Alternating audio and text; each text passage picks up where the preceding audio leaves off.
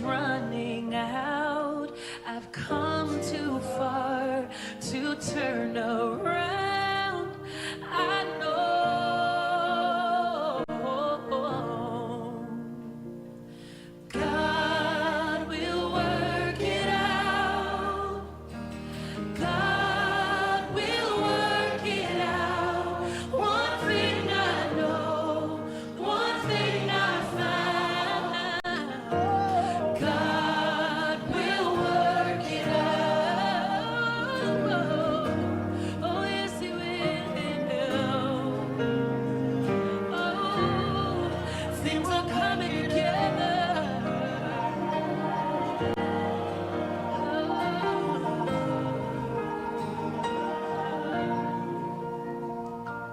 Pushing past the fear, fighting to believe He is making ways for me. And He won't let me down, never ever leave. He's still making ways for me. And when my heart is full of doubt, it feels like faith is running out. I've come too far to turn back now. I know. This is the City Breakfast Show, the city's biggest conversation. God will work it out. One thing I know, one thing I found. Oh, God will work it out. God will work it out. God will work it out. One thing I God will work it out. One thing I know, one thing I've found. God will work it out. Don't downsize the dream to fit your own doubts or the opinion of your doubters. Don't downsize the vision to fit the provision in your hands. By all means, if you must cut out the waste. Cut out the fear of failing. But why shouldn't you downsize the dream when it doesn't make sense to your investors or even the beneficiaries of the dream or your biggest cheerleaders? Sometimes it gets lonely, you know. You've put in your best and all with nothing to show for the dream. And you've been doing this for a long time. Downsizing or even shutting down completely seems to make more sense. But listen, God will work it out.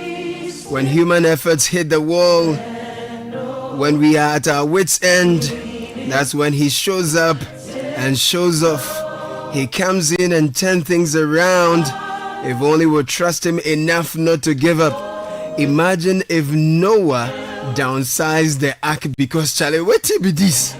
For close to 3 generations, he was trolled for building an ark when the clouds had not even gathered for once.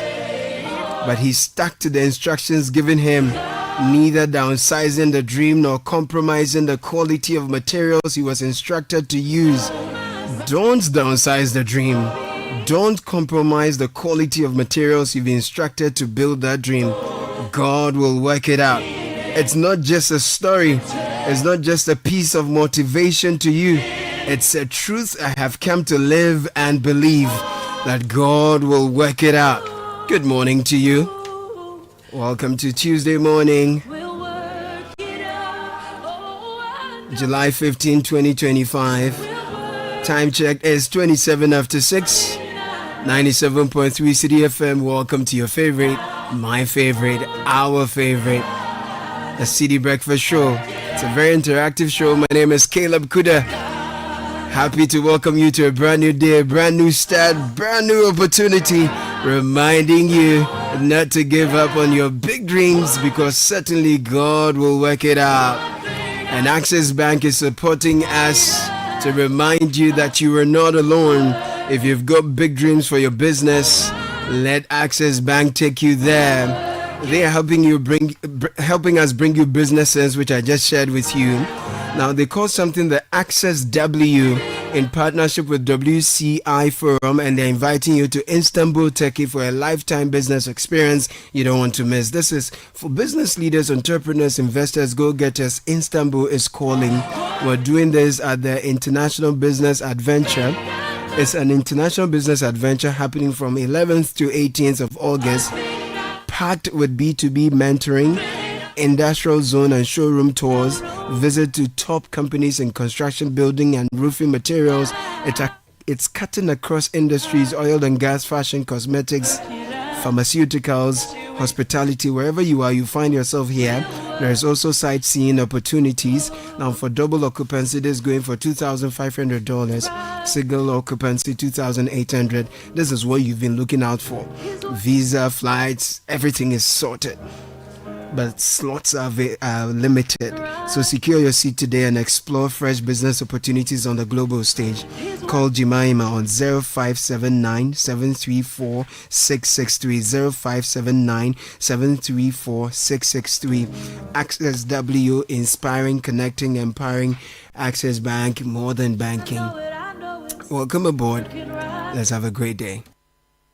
If you have 250 Ghana cedis right now, it can do wonders for you. Chairman, Fabeji, it could turn your tears into joy in the Access Bank Fakitwabeji Kesia promo. Madam, Fabeji, it could get you up to 50,000 Ghana cedis cash prize. Business owner, Fabeji. As a student, make transactions with your Access Bank card, and that could get you Spotify and Netflix subscriptions, PS5, iPhone 16 Pro Max, and more. This be out of class sense. Fabeji, you see what 250 Ghana cedis can do for you? And Gasakra. Fabeji, it's the Access Bank Fakitwabeji Kesia promo.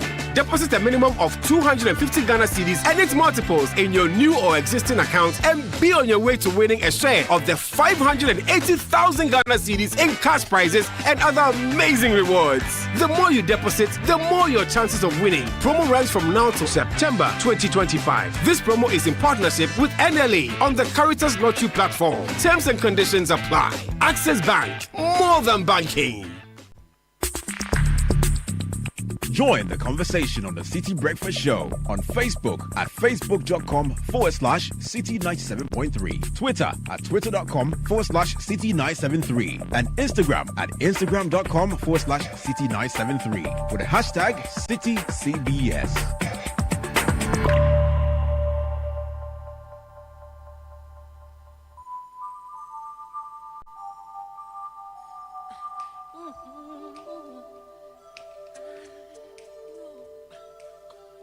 Gonna make a change for once in my life. It's gonna feel real good. Gonna make a difference. Gonna make it right. As I turn up the Unleashing the power of relevant radio. This is Citi 97.3. I see the kids in the street, but not enough to eat. Who am I to be blind, pretending not to see their need? A son's disregard, a broken bottle top, and a one-man soul. They follow each other on the window, 'cause they got nowhere to go. That's the one no one got to know. I'm starting with the man in the mirror. I'm asking him to change his ways, and no message could have been any clearer. If you wanna make the world a better place, take a look at yourself and then make a change. Na na na na na na na na. I've been a victim of a selfish kind of love. It's time that I realize there's someone no home, not a nickel to love. Could it be really me pretending that they're not alone? Oh, I'm gonna make a change once for once in my life. It's gonna feel real good. Gonna make a difference. Gonna make it right. Man in the mirror, Michael Jackson. My goodness. We're getting into the news review. Brought to you by Fidelity Bank. From the dreams of youth to the ambitions of adulthood. Wherever you are on your journey, starting a career, building a family, growing a business, or planning your future, we are here for your journey. Every goal deserves a chance to flourish, and with hard work, dedication, a strong belief in yourself, the seed of greatness is within reach. So trust in the journey and understand that Fidelity Bank is with you every step of the way. Together, let's turn your dreams into reality. We are here for your journey. Believe with us. Believe with us. And we're jumping into the news review. Bernardino Koku Abla is here. Good morning, Caleb. Together with Richard Alaska. Good morning, gentlemen. Good morning. I'm feeling your fabrics this morning. The patterns are nice. The colors are vibrant. This I love it. is Ghana. Yeah, man. This is Ghana. No, Ekoye. It's not just about drumming and dancing. I love it's it. also making things that the world will admire. Shout. Whether they are shirts or shorts, Shoes, wallets, or bags. Yeah. We are adding value. So maybe Sky and myself will model. Yeah, South, maybe today Ghana. you have to catwalk. Textiles, yeah. You know, you have to catwalk And we somewhere. don't even know which company made it. But This one I got it from Egypt's company. this is tie and dye. Tie What's the and dye. company's name, sir? Egypt Kudoto, what's your I don't company? remember. No, it's good. Another word for tie and dye is Ajwa Yankee. Everybody, they were using it to shame us. So what But we God has shamed Can them. you imagine? those days, when you wear tie and dye, they laugh at you. Yeah. But now the people are It's even the imitating ish. the design. you Yeah. know. So we are wearing what is made in Ghana, Very important. and we're saying every day do something for Ghana. Very Exactly. Whatever you do one extra one for Yes, Ghana. it's Ghana too. In fact, I have some shito from Grandma Gourmet shito for you too, and Kaka. Bless Grandma Yeah, so Gourmet. Grandma is a very strong listener of the show. Very, She very organized nice. Very, something. very Said, nice. no, Very, the way very we are nice. pushing made in Ghana. Beautiful. Made in Ghana. Yeah, man. Tell her to come to This Is Ghana. It is very and important. come and show Sharp. what she got. Yeah, Thank man. you. Yeah, man. So let's start with the daily graphic. Sharp. Employment measures have not worked. This is an ISE report with a whole bunch of professors holding the report. My God. They are displaying the report. Mr. Kote, he said the Ghana employment measures have not worked. In other stories, government releases 25 million CD allowance for assembly members. Sikanabo. So this is for assembly members. Yeah, man. Sure. What is it you don't do? I'll be assembly Balling. next time. I'll go. Now that they are releasing money for them, we can Yeah. hold them more accountable. Absolutely. This is very important because in the past it was like a voluntary Voluntary job. work. Yes. Now assembly members Yeah, don't hide. incentivized. Yes. Do the work. Will scrutinize government policies according to NAF president. Back page, Ghana benefit from sickle cell care for newborns, and Richard Koye Food Bank to feed vulnerable for free. These are Nice. some of the stories in the news. But meanwhile, we'll deal with political vigilantism. Interior Minister is saying in the middle spread of the graphic. Okay, from that, let me take you to the Ghanaian Times. The big story talks about Ablekuma North rerun violence. Will fish out perpetrators. The Interior Minister is here on the front page, Muntaka Mohamed Mubarak. Also, the front page, the story about the GHS re-strategizing for 24-hour healthcare operations. Also, over 30% adults in Ghana have hypertension. So, but this is according to a study that has been done. And then also, Kwete elected GNAFF president in tight contest. Daily Guide, Capital Bank collapse at OACN, a scapegoat, according to John Appiah. Also, BOG spent $1.4 billion on forex intervention, according to the IMF. MPP bans campaign posters ahead of delegate confab. And Opariado represents Ghana at Global Citizens Summit. Meanwhile, RNAQ Foundation rolls out food bank project from the 1st of August. The Chronicle says protest over MPP's top-down election approach. Also on the front page, Galamsey task force swoops in on illegal miners along River and Cobra. And Africa's preparations call now a unified demand. That's coming in from President John Dramani Mahama. The Daybreak, IGP restores justice in police, promotes victimized cops. Muntaka under fire over Ablekuma North, chaos. Ghana Ports and Navy reinforce strategic alliance for port security. And Ghana Link denies broken down scanner claims. I'll take you to the overseer. The big story, MPA judiciary joins forces to crack down on petroleum sector crimes. Also, Ablekuma North incident, a wake-up call for Akwetia by-election. That's coming in from the Interior Minister. Again, some of the stories here on the front page. The BNFT says BOG eyes stronger currency forecasting. That's on page 3. Citi gains improve reserves to influence BOG FX policy adjustments. Meanwhile, Ghana Link is denying claims that their scanners are not working. So they say all Akia scanners are fully functional. Tobinco Group adores entrance University of Health Sciences, and President names new governing board for GIPC. The Daily Post, again, the story about the MP and judiciary joining forces to crack down on petroleum sector crimes. Why is the headline the same? Maybe somebody wrote a press release and gave it to them, and they also decided that it was too late to edit it. Oh, Charlie, please, let's do better. Maybe to just write the press statement. It's not bad to publish a press statement, but just tell us this one. Yeah, but don't let it masquerade as a story. Same headline, different pages. Yes. So wait, this is not a newspaper industry you inherited. No, not at all. That you left for us. You ran away from newspaper. 2006. In your unicorn t-shirt. Should I take you online? If I continue this work, I will die poor. You ran away.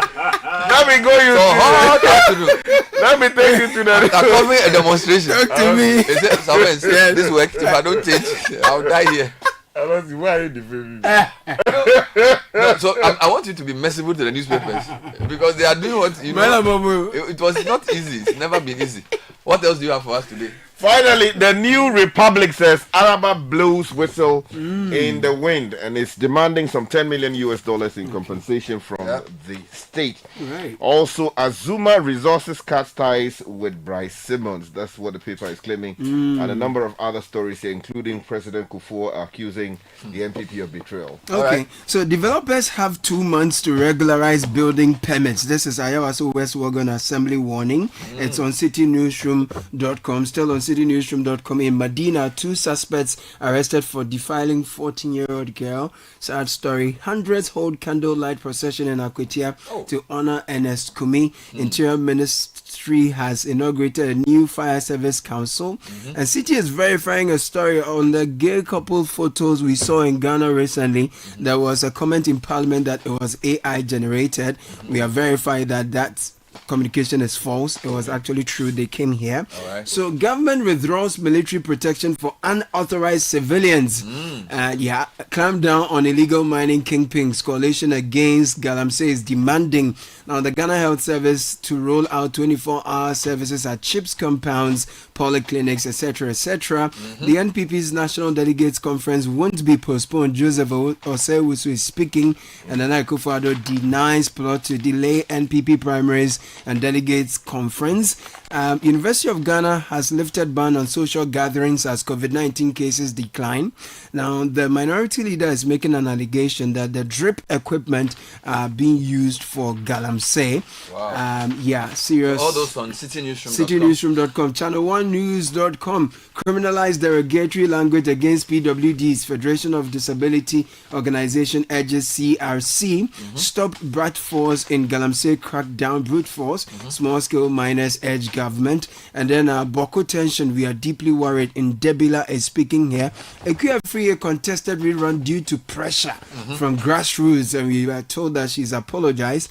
And then about 2,000 kg of cocaine, 90 kg of cannabis intercepted in June 2025. This is the Interior Minister reporting. So serious issues He there. gave some very important updates from his press conference yesterday. Let's go to a few more websites. So Nigeria Online, no vigilante group can defy a determined police. CDD's Ghana's Dr. Kojo Asante here. Apanyo Markin under fire for strange elevation comment to Esikado Ketan MP over Zaneto, and minority majority MPs clash over credit for Ghana's economic gains. And Abanga Yakubu refutes allegations of leading unauthorized anti-Galamsey operations. The story of University of Ghana lifting ban on social gatherings amid improved COVID-19 is here as well. If you go to the High Street Journal, a petroleum hub amid energy transition, why the $70 billion dream project may be a misplaced priority is a big one here. And Volta region targets $200 million kickoff industry with Malaysian backing to transform agro-industrial future. It's some help of sorts. Let me give you a few international or Africa-related headlines. Yeah. World's oldest president to seek 8th term. Charlie, He's 92. Charlie, So by the it's time almost he 100. finishes, he'll be 100. Oh God. He's not ruling. Somebody else. I'll give you the list of Africa's top 6 oldest presidents. Actually, But Paul Biya is really doing well. He's in a comfortable league. Meanwhile, Nigeria declares public holiday to honor former leader who died age 82. This is still BBC Africa. okay. South Africa's police minister has been suspended over organized crime allegations. So those are some stories making the rounds. And then there's a very interesting article on Africa on Bloomberg News. It says the US's Africa policy is now crystal clear, but its success is not.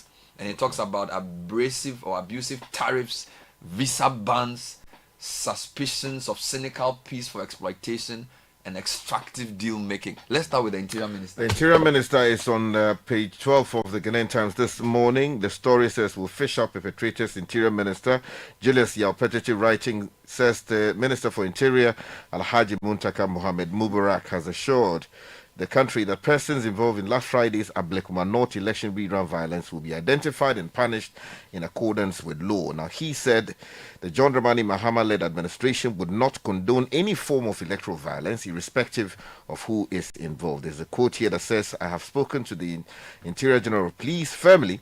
Inspector General of Police. Yes, Inspector General of Not Interior General of Police. Did I say Interior? Yes, please. Oh, what's wrong with me? Because of your newspaper background.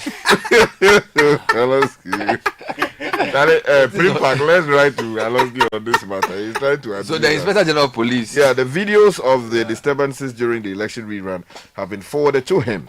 I have instructed him to act swiftly and bring the perpetrators to book.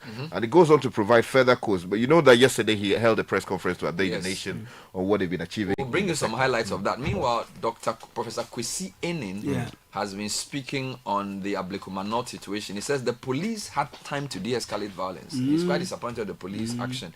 In an interview on Eyewitness News, Professor Kwesi Enin backed the decision not to arm police officers deployed to polling centers, citing the potential risk of escalating tensions during the election process. He goes on to say the original assessment not to arm the officers was a correct one because we have some trigger-happy guys, he noted. Adding that if they had been armed originally, probably you and I would have been talking about people who died and were hurt. However, he expressed concern about the delayed response of security officers, especially given the clear and present threat. Now, the Interior Minister has pledged, as you said, to deal with vigilantism. He's also given an update on some other issues that were raised in the sector. We'll bring you all those during the main show. Okay. And then let's come to another story that I'll bring to you. Government has released 25 million CD allowance to pay assembly members. This is on page 13 of the Daily Graphic. A lot of people are commending the government for doing this. We can ask listeners what they think. But the government has released the first tranche of 25 million CDs for the payment of non-taxable allowances to assembly members across the country. The amount, which was released by the Ministry of Finance on June 18, this year has since been disbursed to the 261 MMDAs to cover allowances for April and May. Minister for Local Government Ahmed Ibrahim, who made this known in a press briefing yesterday, said each of the 9,085 assembly members in the country would receive 1,300 CDs. He explained that the local government ministry received 25 million from the Ministry of Finance and paid over 23.6 to the assemblies to cover the 2 months allowance.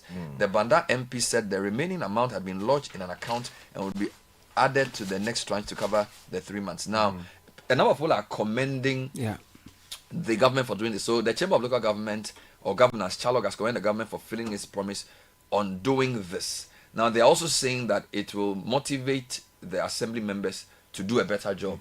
So we see how that works. But it seems like now assembly members, even though it's not pay, an allowance is still to motivate them to do better.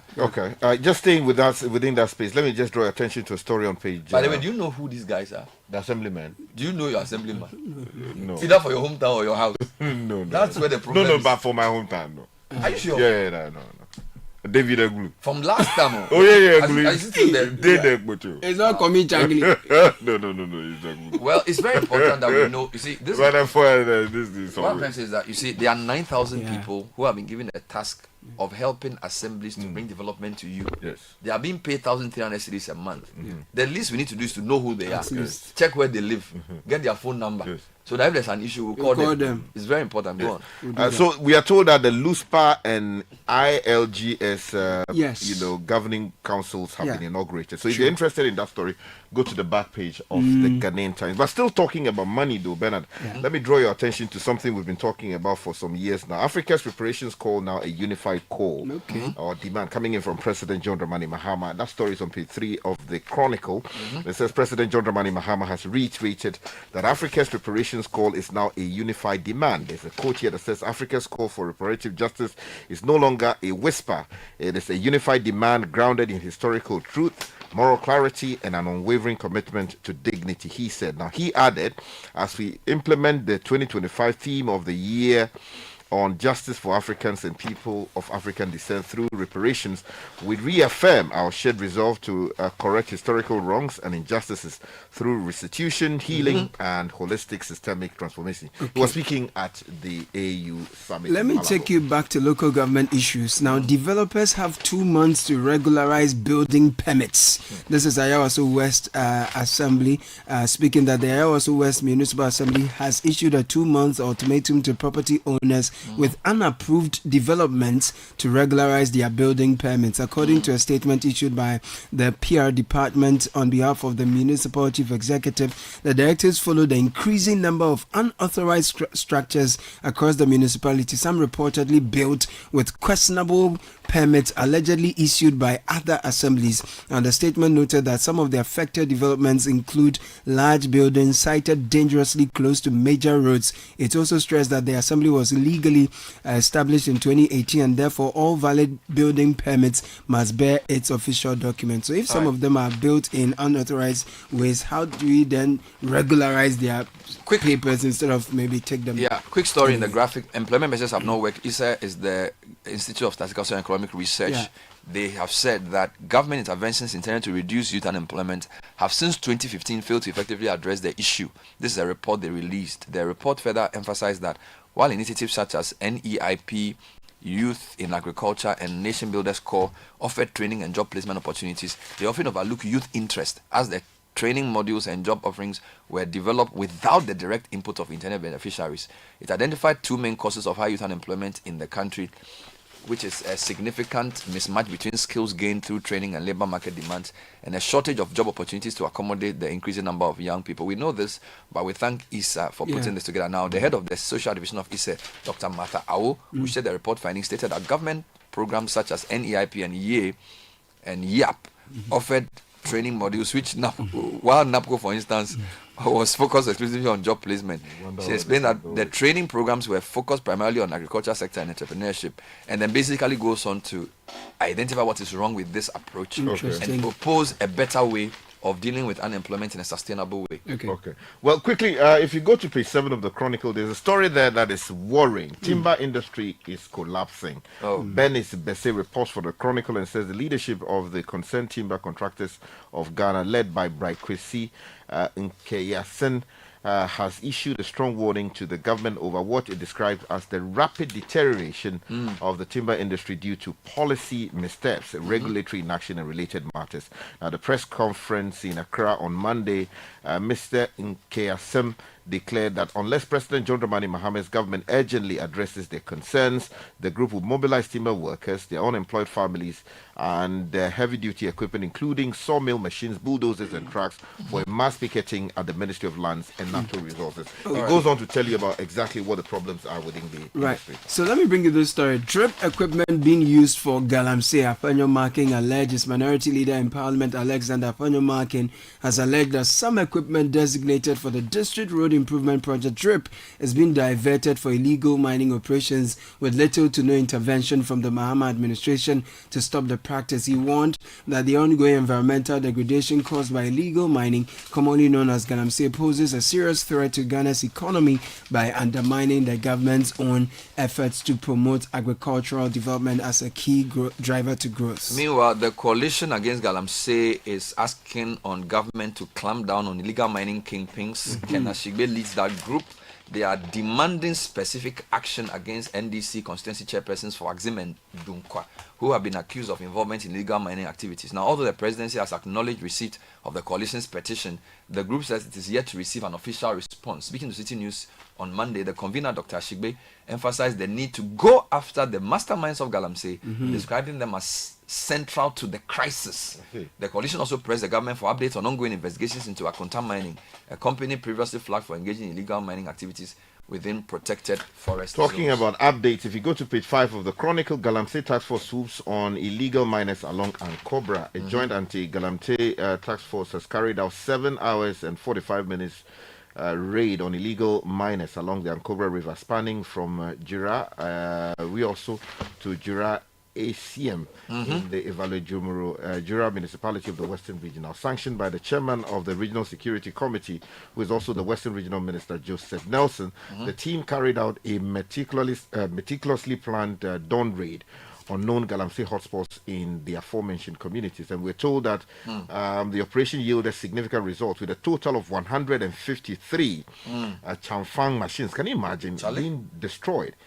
87 makeshift bank houses burnt, and 6 water pumps, 1 generator, 6 excavators, and 1 outboard motor seat. I mean, these guys are, look at Chamfans, 100 over 100. Look at the damage they are causing to our water body. There's a very interesting story in the High Street Journal that Volta region is targeting $200 million kickoff industry with Malaysian backing to transform agro-industrial future. Now, I just wanted to highlight that. You know, kickoff is what we use to make jute bags. And according to this story, some Malaysian investors are interested in putting money in this sector, which is what is our cocoa exports. You know, the bags we use, we need kickoff. Now, Volta region partners with Malaysia to launch a kickoff industry aiming to boost agro-industrialization, create jobs, and generate exports through a full value chain project spanning farming and processing. In what could be a game-changing agro-industrial revolution, the Volta Regional Coordinating Council and private sector stakeholders are spearheading an initiative to establish Ghana's first full-scale kickoff production and processing industry with technical and strategic backing from Malaysia. This landmark collaboration aims to unlock the vast economic potential of kickoff. Now, what is kickoff? A climate-resilient, fast-growing plant known for its high fiber oil and pulp content into a multi-billion-dollar green industry capable of generating sustainable jobs, boosting exports, and diversifying the country's industrial base. The project, championed by Volta Regional Minister James Gunu and coordinated by Mr. George Sika, follows a high-level visit by an 8-member delegation of Ghana to Kuala Lumpur to study Malaysia's successful kickoff industry, which currently yields over $200 million annually from just 1,000 hectares of cultivation.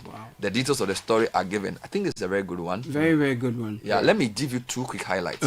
The BOG has 3 stories of interest. The Daily Guide says BOG spent $1.4 billion on forex intervention according to the IMF. Comparing this to other amounts spent, this is not new. The story, for example, identifies that this is a sharp increase in the 1 billion the bank injected in the forex market in 2023, rising further to 3 billion in 2024, with 2 billion sold in the 4th quarter in the lead up to the election. So this is something that has been highlighted. Now, this IMF report also revealed that the strong external sector, along with the repeated FX injections, contributed to a 60% nominal exchange rate appreciation against the US dollar between November and May. So basically saying the injection plus some of the positive things happening outside led to the currency to strengthen. The BOG is also eyeing what is called stronger currency forecasting. This is the governor, for somebody speaking on his behalf, saying that they are seeking to strengthen their currency forecasting and management system amid rising demand for physical cash and parallel growth of digital payments. And finally, the BOG is expected to reduce its dominant role in the country's FX market. This is BNFT page 2, in a strategic pivot towards a more flexible exchange rate regime, according to recent policy disclosures. I think maybe that was just to bring some stability. Now that they've decided a band they want to go to, now they will allow market forces to work. Now, the move comes on the back of strong Citi appreciation and an overperformance in rebuilding international reserves. Developments the central bank and IMF say support a transition towards a more market-determined approach. This is not strange. When your currency, you believe, is depreciating too much, you can use your reserves to support it. If it gets to a certain level, which is, you believe is okay. Yes, which is sustainable, then you can, because then the market believes that it's 10 to 12. You notice that when the president said the band is between 10 to 12, the dollar stopped appreciating against the cedi. So now that expectations are within 10 and 12, you can work with that. So when they stop intervening, what will happen to the cedi? No, that's what I'm saying. There are many Market things. forces. Let's not trivialize this. There's an external factors, gold prices, buying of gold, changing it into dollars, injecting it into the market. But there's also consumer behavior and expectations. So if consumer expectations are stable, then you can expect that the currency will be stable.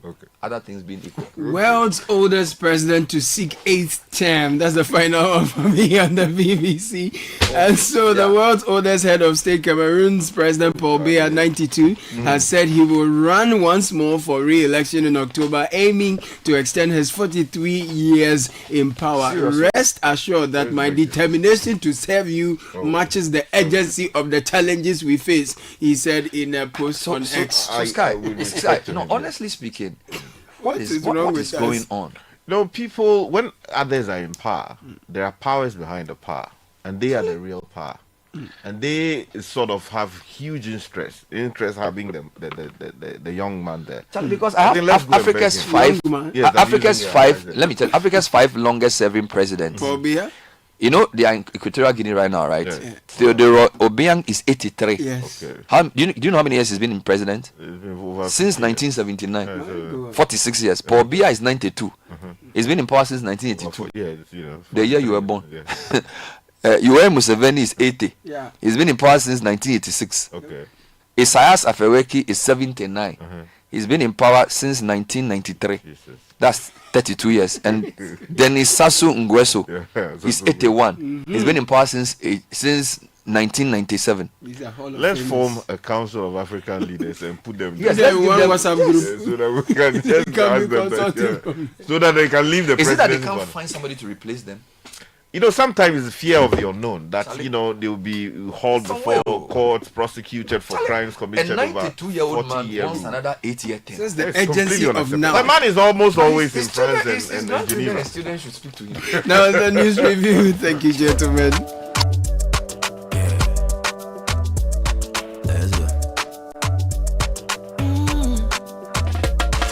My body, when you wake up in the morning and you know the money calling, oh, you go work, but you know it's at your side.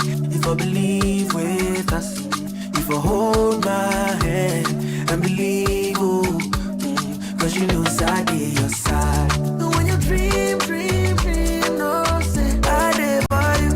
And when you hustle every day, when you wanna go, anything you do, I live for you. If I believe I live your side, fidelity.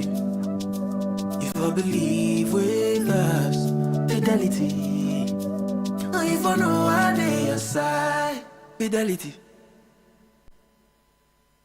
Oh, jump on now. Go.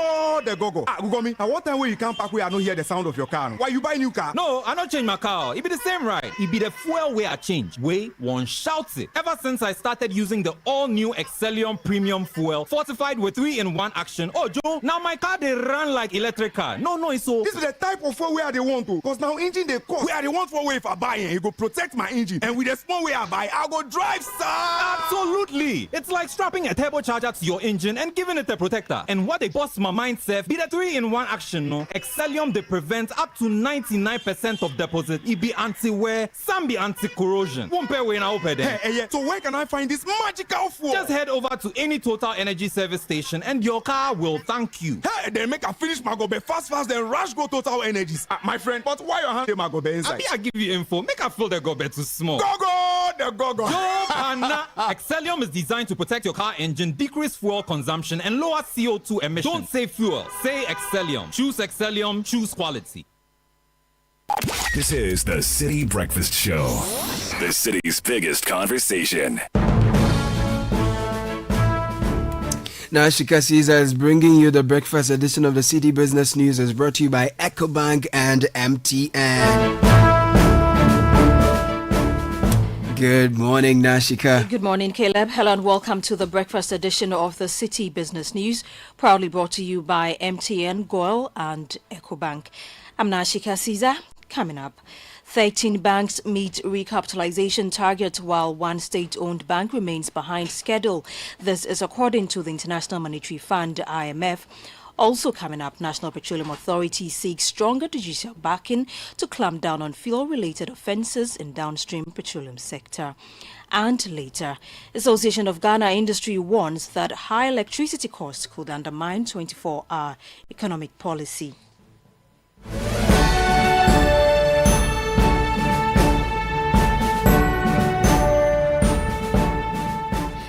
Let's settle for the details of our stories now.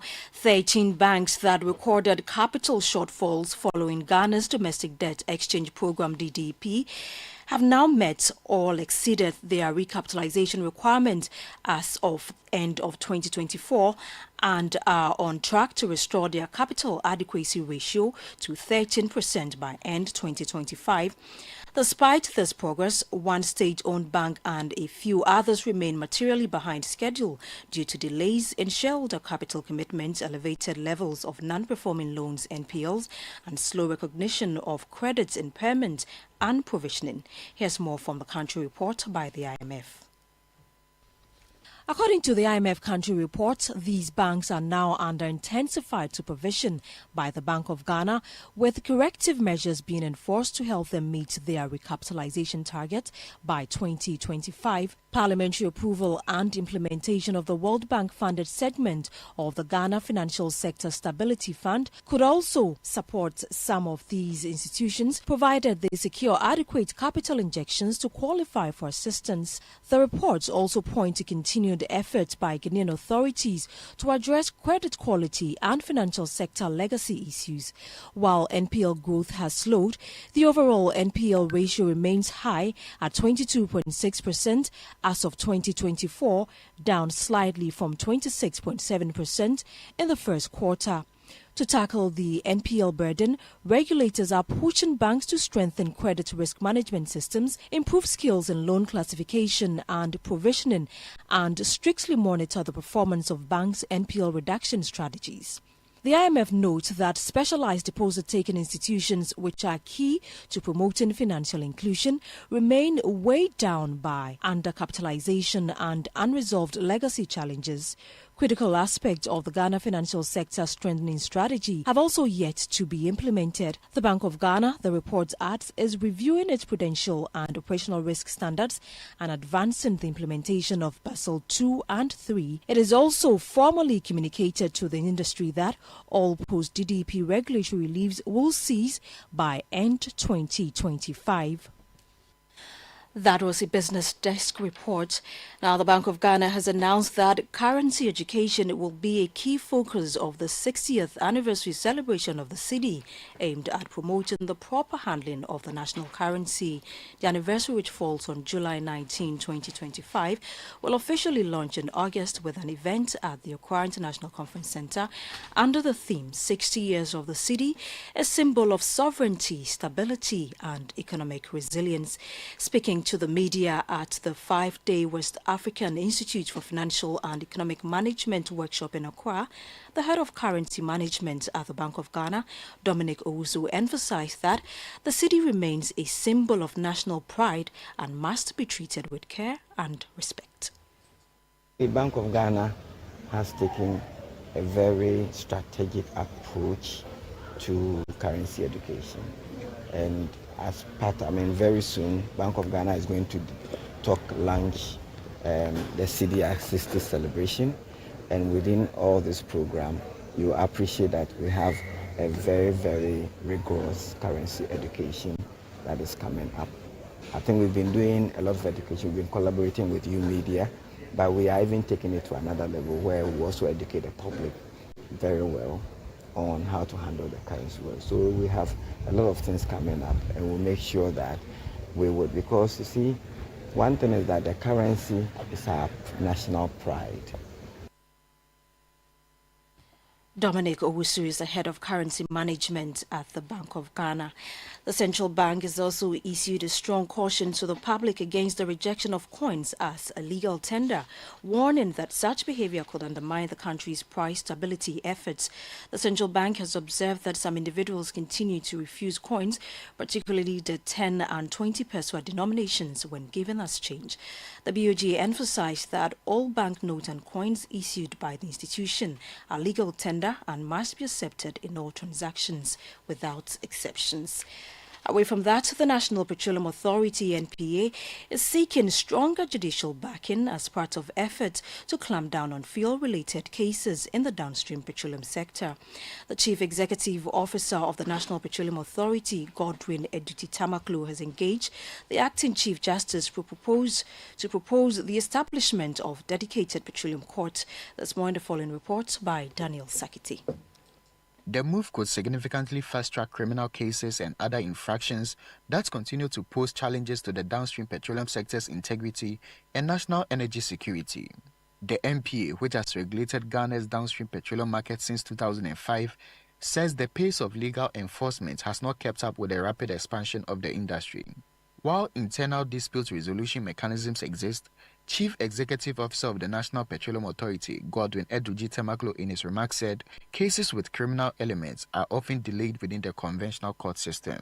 He emphasized the need for specialized judicial support, either in the form of a dedicated court or by assigning a judge to periodically sit on petroleum-related matters to resolve industry offenses swiftly.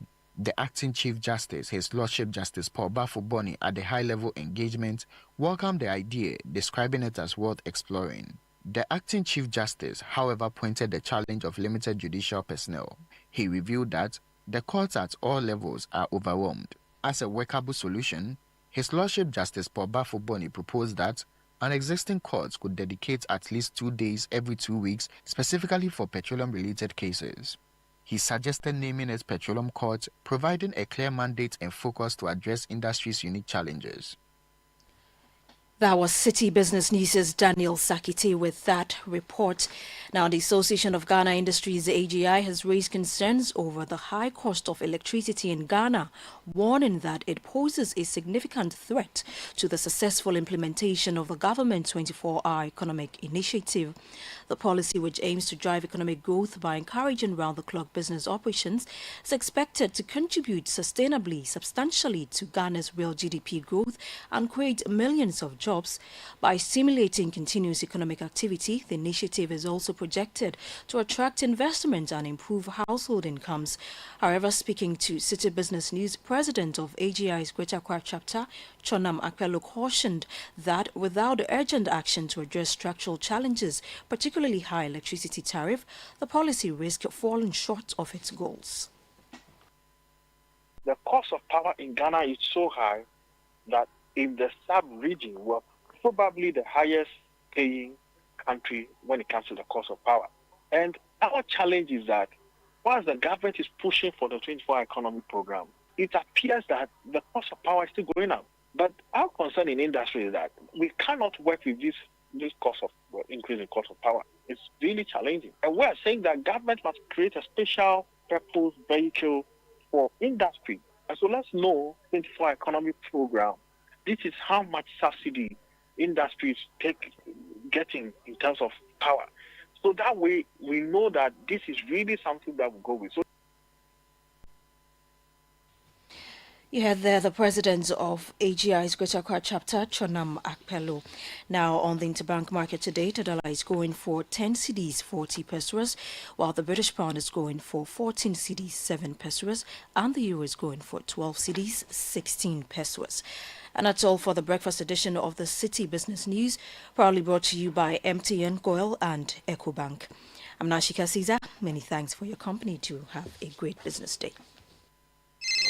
Charlie, where are you? Boss man, I'm at the banco. Really? But your car is in front of your house. Bro, my bank on my phone, Charlie. Oh, how? EcoBank, bro. With EcoBank mobile app, I can do everything, anywhere, anytime. Listen, I just checked my account balance, paid Ahmed's school fees, and sent money to my grandma at Walwale. Oh, wow. Wow. Masa, just download the EcoBank mobile app from the Google Play Store or the App Store, or dial *770# and be your own bank manager.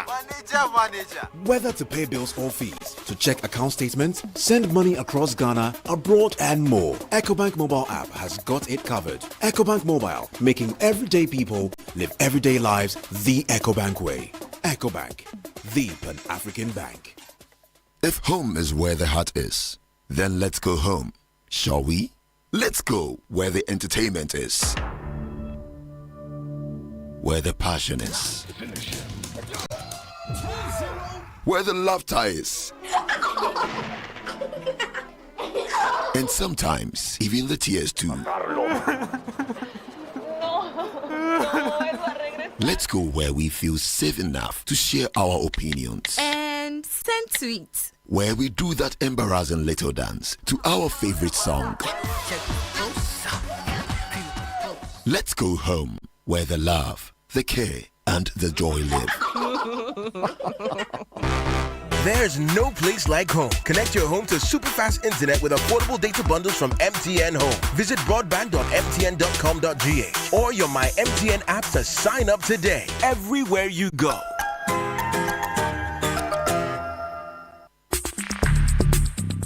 Join the conversation on the City Breakfast Show on Facebook at facebook.com/City97.3, Twitter at twitter.com/City973, and Instagram at instagram.com/City973 with the hashtag CityCBS.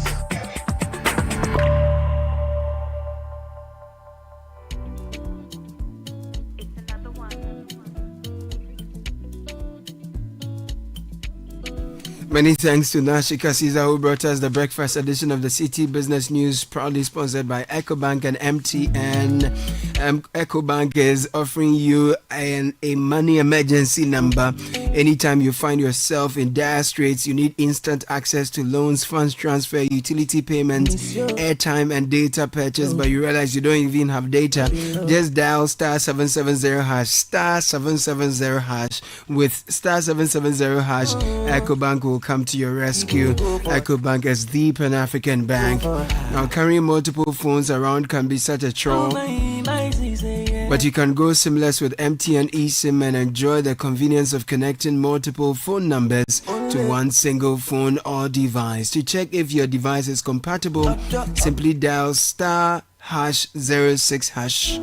Once you receive an EID number, it means your phone or device is compatible. Simply download my MTN app today to request your MTN eSIM and enjoy the sweet, seamless life everywhere you go. Gabby Affairs looking dapper in the studio. He's bringing you Kickoff. That's our sports news segment. Yeah, but his solar panel is not shiny this morning. I don't know. Okay.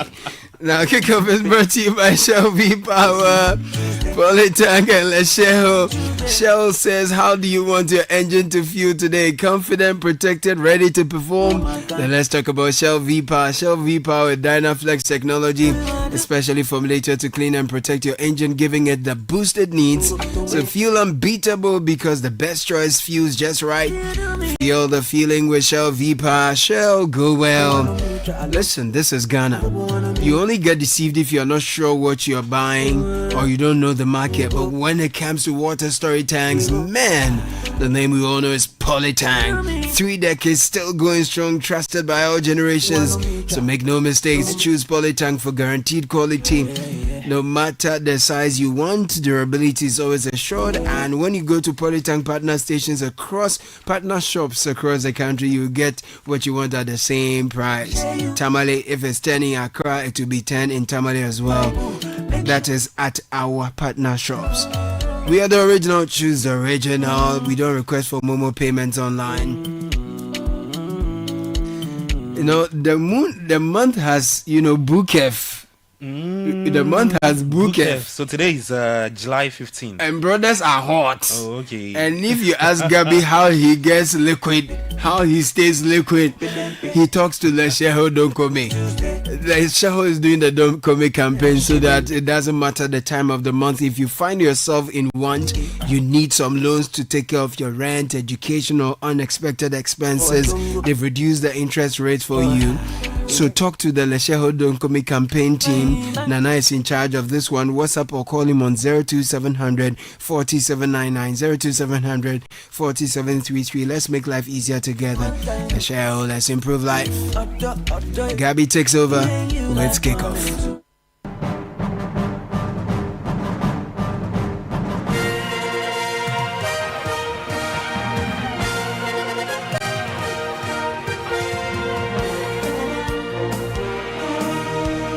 Tuesday morning, welcome aboard to kickoff on 97.3 Citi FM. We are on the wings of Shell, Go Well, Polytank Ghana, Zonda GH and Lesheho.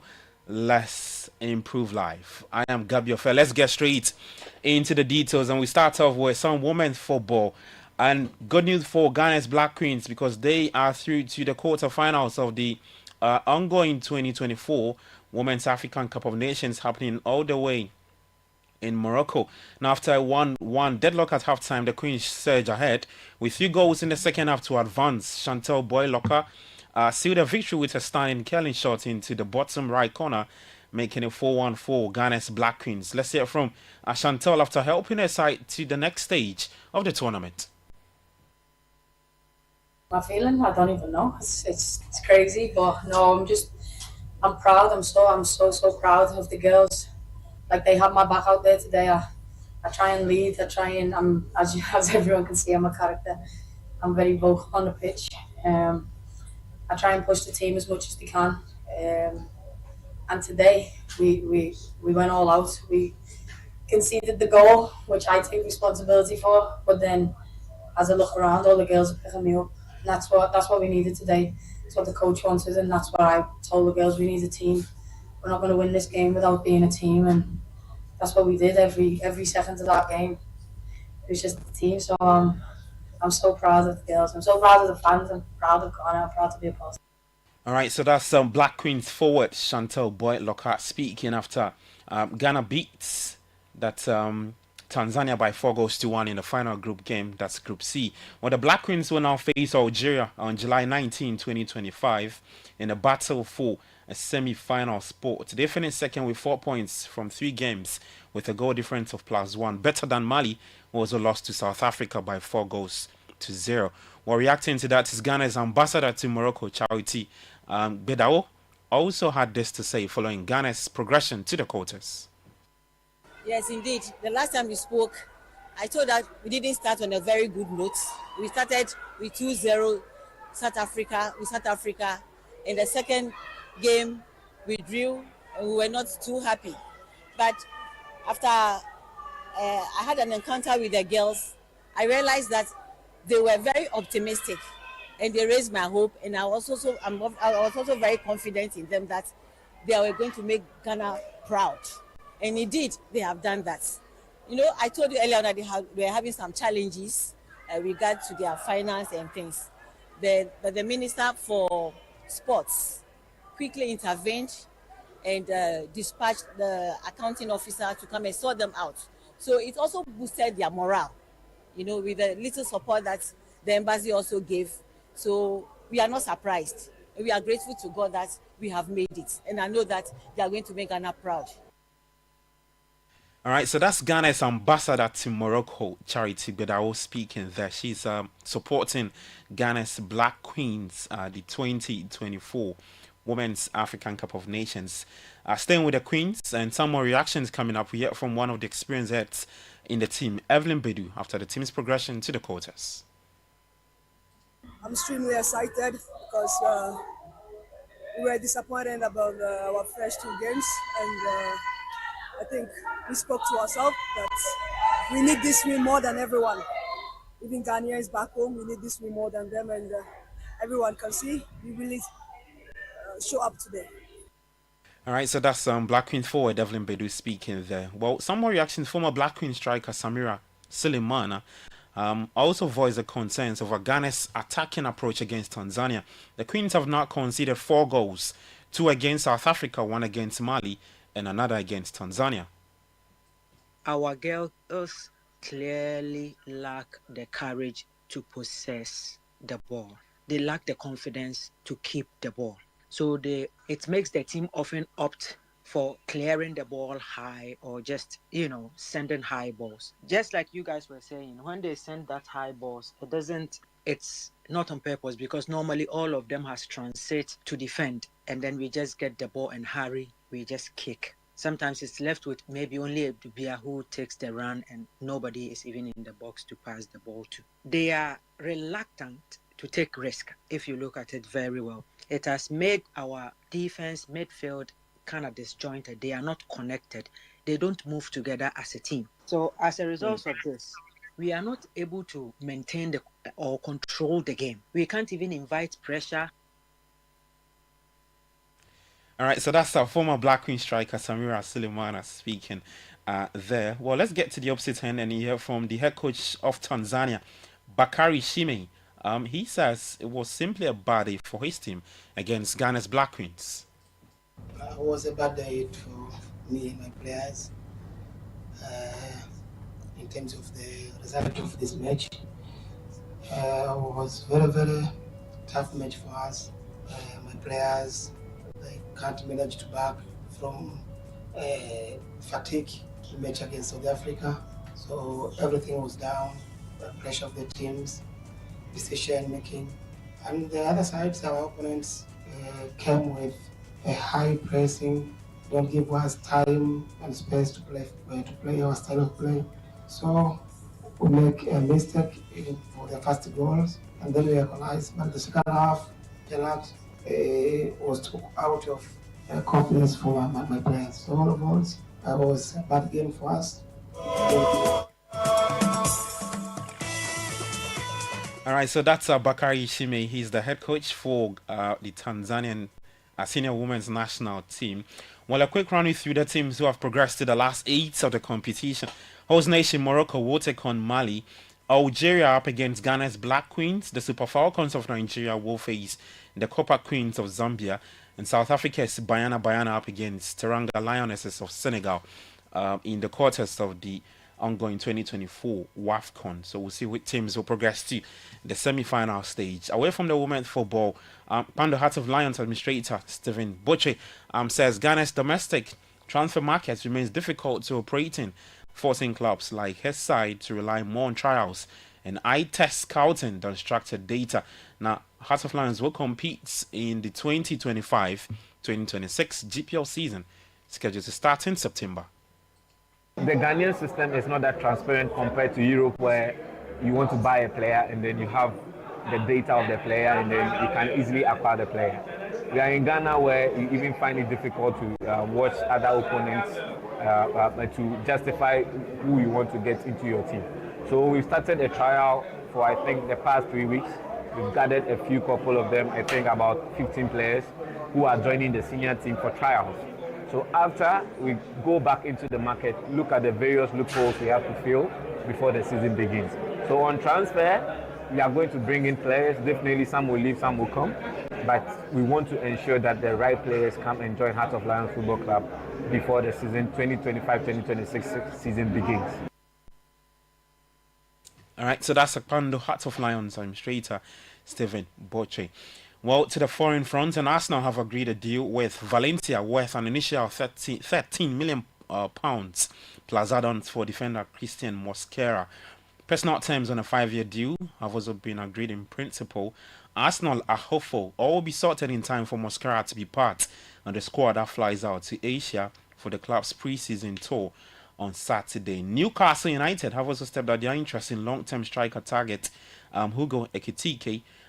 Newcastle United have also held meetings in Germany over the past week with Frankfurt for the France under-21 international. Luka Modric has completed a move to AC Milan on a free transfer after 13 successful years at Madrid. The 39-year-old midfielder has signed a contract until June 2026 with the Italian side having the option to trigger a one-year extension. Well, Chelsea's Cole Palmer says he was a little thrown off seeing former US President Donald Trump on stage during their Club World Cup celebration. Now, Chelsea beat PSG in New Jersey, and Trump handed the trophy to Rich James and stayed on as the players celebrated. A moment Palmer admits caught him off guard. Nah, I knew he was going to be here, but I didn't know he was going to be on the stand when we left the trophy, so I was a bit confused, yeah. To score the goals was a great feeling, but I think the way the team showed fight out there, and obviously the Gaffer's game plan was spot on. All right, so that's Chelsea's Cole Palmer speaking there. On the part of United, now former defender Axel Tuanzebe is suing the club for alleged negligent medical advice. And the 27-year-old who joined Burnley earlier this month filed a legal claim with the High Court against United last week. It relates to a period from July 2022 involving an unknown injury and is considered a high-value claim, which is understood to be more than £1 million. Tuanzebe was out for 195 days in his final season at the club before he was loaned to Stoke in January 2023, where he made just 5 appearances. So we'll be keeping tabs on that story and what would happen. Well, that's the very latest in the world of sport. For more, you can head to citysportsonline.com, and on X, you can find us at City Sports JH. Kickoff is proudly brought to you by Shell Go Wow, Zunda JH, Politangana, and Lesheho. Let's improve life. I am Gabi Ofe. Enjoy the rest of your day. Do take care and bye-bye.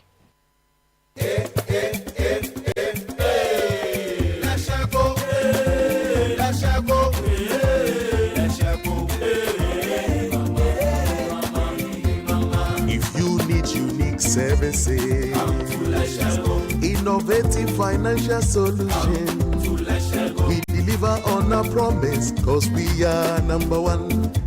Let's go, we improve your life. Let's go,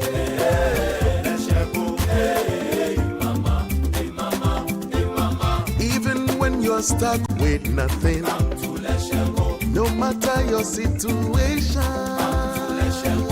let's go, we improve your life. Let's go,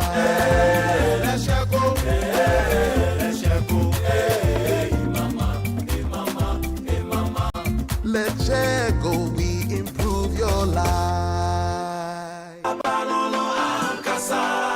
Polytank is everywhere, durable and authentic.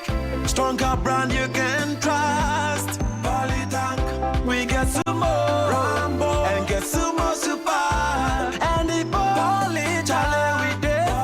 Papa no no, papa no no no, papa no no, papa no no no, papa no no, Ankasa. Always the best. Do you ever wonder how your car's engine is doing as you drive? Not often. Does it feel confident and protected, or is it tired and struggling? I have a busy schedule, so I leave matters of my engine to Shell V-Power. With Shell V-Power, you can feel confident because it is the best ever fuel designed for performance and efficiency. Shell V-Power removes performance-robbing deposits, so you can feel protected.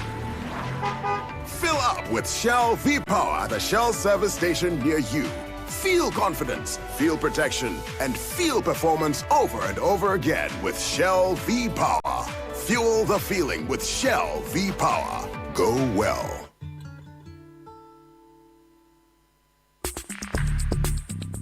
Join the conversation on the City Breakfast Show on Facebook at facebook.com/City97.3, Twitter at twitter.com/City973, and Instagram at instagram.com/City973 with the hashtag CityCBS. Auntie can cook. Dadamu dadao. Me did in an armament ground. But dead dog spices here what Jenny say. Nanya good taste. If we say you're the natural spices and I mean you want all purpose, stew, noodles, curry and nutmeg and a jollof. Dead dog spices. Taste yummy. Taste lemon. Dead dog spices. Taste day inside. FDIG a JD in Kratoria too. When the pain is too much, don't know what else to do. So hunam ya wuya, na wunya wunya. Rapping all, we'll take the pain away. Rapping all, bema wuya unajai. Rapinol is what you need. Rapinol will relieve you of all aches and pain in your body. Rheumatic pain, menstrual pain, body pain, toothaches, and other feverish conditions. Rapinol is a quality product from Danex Itin Starwin PLC. If symptoms persist after 48 hours, consult a physician. Not suitable for children below 16 years old, asthmatic, and ulcer patients. This advert is FDA approved. There's no price like the ShopRite price. That's why we are committed to bringing you lower prices on all the essentials you need. Like 1 liter series 100% fruit juice blend, all variants, only 39 cedis, 99 pesos each. And 1 liter Montego UHT full cream milk for just 29 cedis, 99 pesos. Never pay more than the ShopRite price. Prices valid until 20th July 2025. Only at ShopRite. This is the City Breakfast Show. The city's biggest conversation. The City Breakfast Show. Rise above the noise. Midas, touch.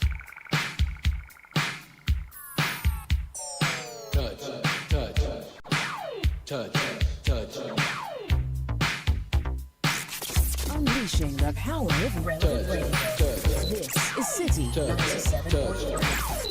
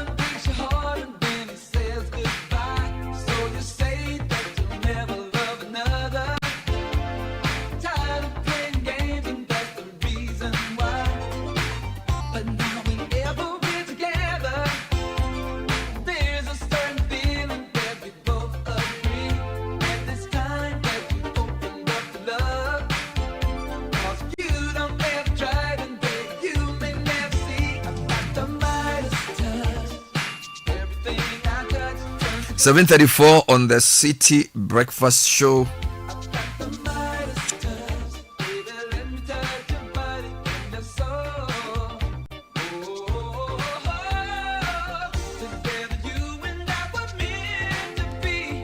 Midnight Star says he's got the Midas touch. Everything it touches turns to gold. My word. And Bernard, I mean, Charlie, on that note, I think I have to do this before we proceed. Right. Let me say a sweet happy birthday to Mildred. All right. Mildred. She is the Chief Executive Officer or Creative Director at JB Priceless Ventures. All right. She's celebrating her birthday today. Okay. A wonderful woman, a God-fearing woman, and a woman who is building something out of the Republic of Ghana. Bernard, if you're looking for the finest interior decors, you want to put curtains in your room. You want to put it properly in a way that if you enter that home, you feel that you are entering the home of royalty. Yep. Bernard, please, you have to talk to her. Okay. And she's celebrating her birthday today, and I thought I should pause and celebrate her for all the great things that she continues to do for us. All right. So happy birthday to you, Mildred. Today being the 15th of July, a number of birthdays coming through as well. If you can help us, Francisca. Yes, and happy birthday to Mr. Kofi Boateng in Shirase, aka KBO, aka Boat the Goat. He's a big man. Boat the Goat. Kweku. I like Good that. morning, Bernard. Today, 15th July, is my father's birthday. All right. He's a senior citizen, 70 years. I wish him long life, good health, and God's mercy. Wow. Happy birthday to Mr. Alex Chechal Gala in Laura, Upper West. Okay. By Gala Helen. All right. Thank you for the shout outs. Wonderful. A few more coming through. Happy birthday to our leader extraordinaire, Nilante Mills. You are equipped with even more strength to walk in God's purposes for you. Keep being a blessing to us all. We love you. And that's coming from Scribes Global. Also, hello, Bernard. This is Francis Tokono, and today is my birthday. All right. Please play me The Lord is My Light and My Salvation by It's your Andre light and your salvation. But I'm not playing it. Thank God. Okay. All right. So Charles Akoku sends this. Happy birthday to my mother and daughter, Claudia and Irama Akoku. May your days be filled with laughter, joy, and love as you celebrate together. Love you both. What am I doing today? I'm bringing you more reactions to the unfortunate incident that occurred at the St. Peter's Methodist polling station in Ablekuma North. We spoke to Professor Kwesi Enin, who is a professor of security studies. He spoke on Eyewitness News to bring some highlights of that interview. Yesterday, the Interior Minister addressed the press and touched on a number of important issues, including the by-election and what took place there, or the rerun election and what took place there. He also commented on the latest to do with street children and highlighted some of the developments in the Interior Ministry. He mentioned that the Church of Pentecost had built 5 prisons, or they were in the process of building 5 prison camps, modern prisons, to decongest our prisons, and he urged other citizens to come on board to support the initiative. So I think this is the first time I've heard Muntaka speak fully, render an account over his tenure, I think 6 months of the Interior Ministry. All his service commanders were there. So I'm going to bring you some highlights of what he said, particularly in respect of the street children, which we raised on this program and urged the Minister for Gender to collaborate with the Interior Minister to deal with. And then we also got some assurances around the Akwetia by-election and what to expect. So watch out for all of those. But I still have this question. Your assemblyman and woman is now being paid 1,300 cedis a month. It's an allowance. It's not a salary. The question is, do you know them? Do you know what their responsibilities are? We saw firsthand the critical role of assemblymen when we embarked on the Volta relief campaign. Every community we went to, the number of people who were affected by the flooding, where they live, their circumstance, what they possess and what they lost, all those details were made available to us by the assembly people. So they do a very good job. Some of them were teachers, some were health workers, but they were very, very, very supportive. So we agreed that they should be paid. But now that they are being given an allowance, how does that change our expectations of them? That's my question for you. And the question is, do you know your assemblyman or woman? If you don't, find them before the show ends, because they were voted for not too long ago. So if you don't know who your assemblyman or woman is, you are not being a good citizen. Because one of the 4 dimensions of citizenship beyond political participation is to be in touch with your local authorities. The least you can do as a responsible citizen is to know the closest subdivision of the state to you. So there's a president, there are about 60 ministers, there are 276 members of parliament, there are 251 MMDAs, but there are 9,000 assemblymen and women. All right. Now, the closest to you is your unit committee member. Now, I can forgive you if you don't know your unit committee member, but your assemblyman or woman, you should know them. So if you don't know who they are, then it means that you are not being a good citizen. So find them, go online, call your DC, call your neighbors, and ask them. The 1,300 know how. Now that the money has landed, what are we doing? Bernard, Papa. Before you do something, there's something that's of a major concern to me. Over the last few days, I've seen petitions from Ghanaians who are resident outside the country. Okay. And who are in school because the government of Ghana decided to send them there to pay for their tuition and living allowances. But it would seem that consistently we are leaving these people in the lurch, and nobody seems to care about what they are going through. I think, look, it is becoming embarrassing seeing foreign universities write all kinds of rave reviews about the government of Ghana and our scholarship programs. If we do not have the money to send the students there, let's not send them.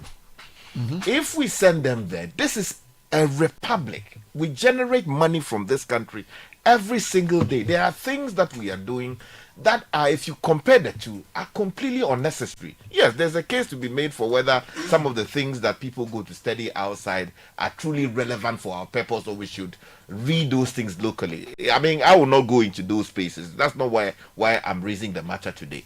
What I'm raising is that we cannot send people's kids out there to a strange land, to a foreign land, where they have no mother, no father, in some cases, uncles and family members who can easily support them. In fact, even where they can support them, it's difficult because the people they are going to see, they themselves are having difficulty. You evacuate these, countrymen and women from this country to another place, hoping to educate them, only for them to be going through hardship. There's a story here that actually corroborates what you said. Let me just bring it to you quickly, and thank you for raising this. The minority in parliament is calling on the government to take immediate action to resolving a worsening financial crisis affecting Ghanaian scholarship beneficiaries, students studying overseas. Now, this is poignant for myself and Sky because we've studied abroad. And trust me, if you're studying abroad and money doesn't come, it's very bad. The caucus has expressed deep concern over distressing reports that government-sponsored students in countries such as US, the UK, and parts of Eastern Europe are facing threats of eviction, deregistration, and even deportation due to unpaid tuition and living expenses. Led by the MP for Finsu North and member for Education Committee, Dr. Fred Chea Samoa, the minority is urging swift government intervention to avert further hardship. Dr. Samoa appealed directly to the President, the Scholarship Secretariat, and the Education Ministry to act immediately to prevent further deterioration of the situation. The calls follow growing public pressure for government accountability regarding the welfare of students sponsored under the Ghana Scholarship Secretariat programs. Now, this is not the first time this has popped up in the news. This story is July 12. Prior to this, Ghanaian students are brought to picket at embassies over unpaid stipends. Fafakpotufe reports May 19 that Coalition of Ghanaian Students Abroad, beneficiaries of Ghana scholarships studying in various countries, have announced a planned demo on June 4 to protest the government's failure to pay long overdue stipends and allowances. The students, who include beneficiaries of Ghana Scholarship Secretariat foreign scholarships, say they've gone 14 months without receiving their monthly stipends, while book and health allowances have not been paid for 2 academic years. In a joint statement issued by reps across Europe, North America, and Asia, the students accused the government of abandoning its obligation to support studies, despite repeated appeals and diplomatic engagements. The coalition insisted that the demonstration is a peaceful assembly aimed at drawing attention to their prolonged hardship and demanding accountability. Another story, just to tell you how serious this is, Ghanaian students abroad call off planned demo, side pressure from embassies. Okay, so that was a sort of follow-up one.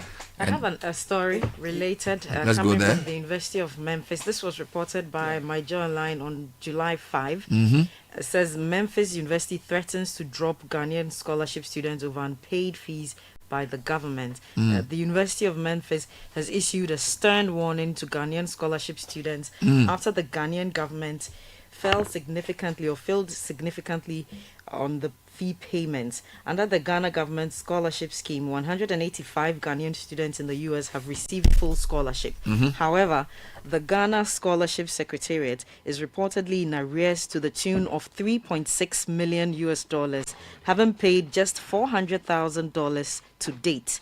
Officials at the university are reportedly exerting pressure on the studentship scheme, cautioning that outstanding fees could result in the withdrawal of student enrollment ahead of the fall 2025 semester.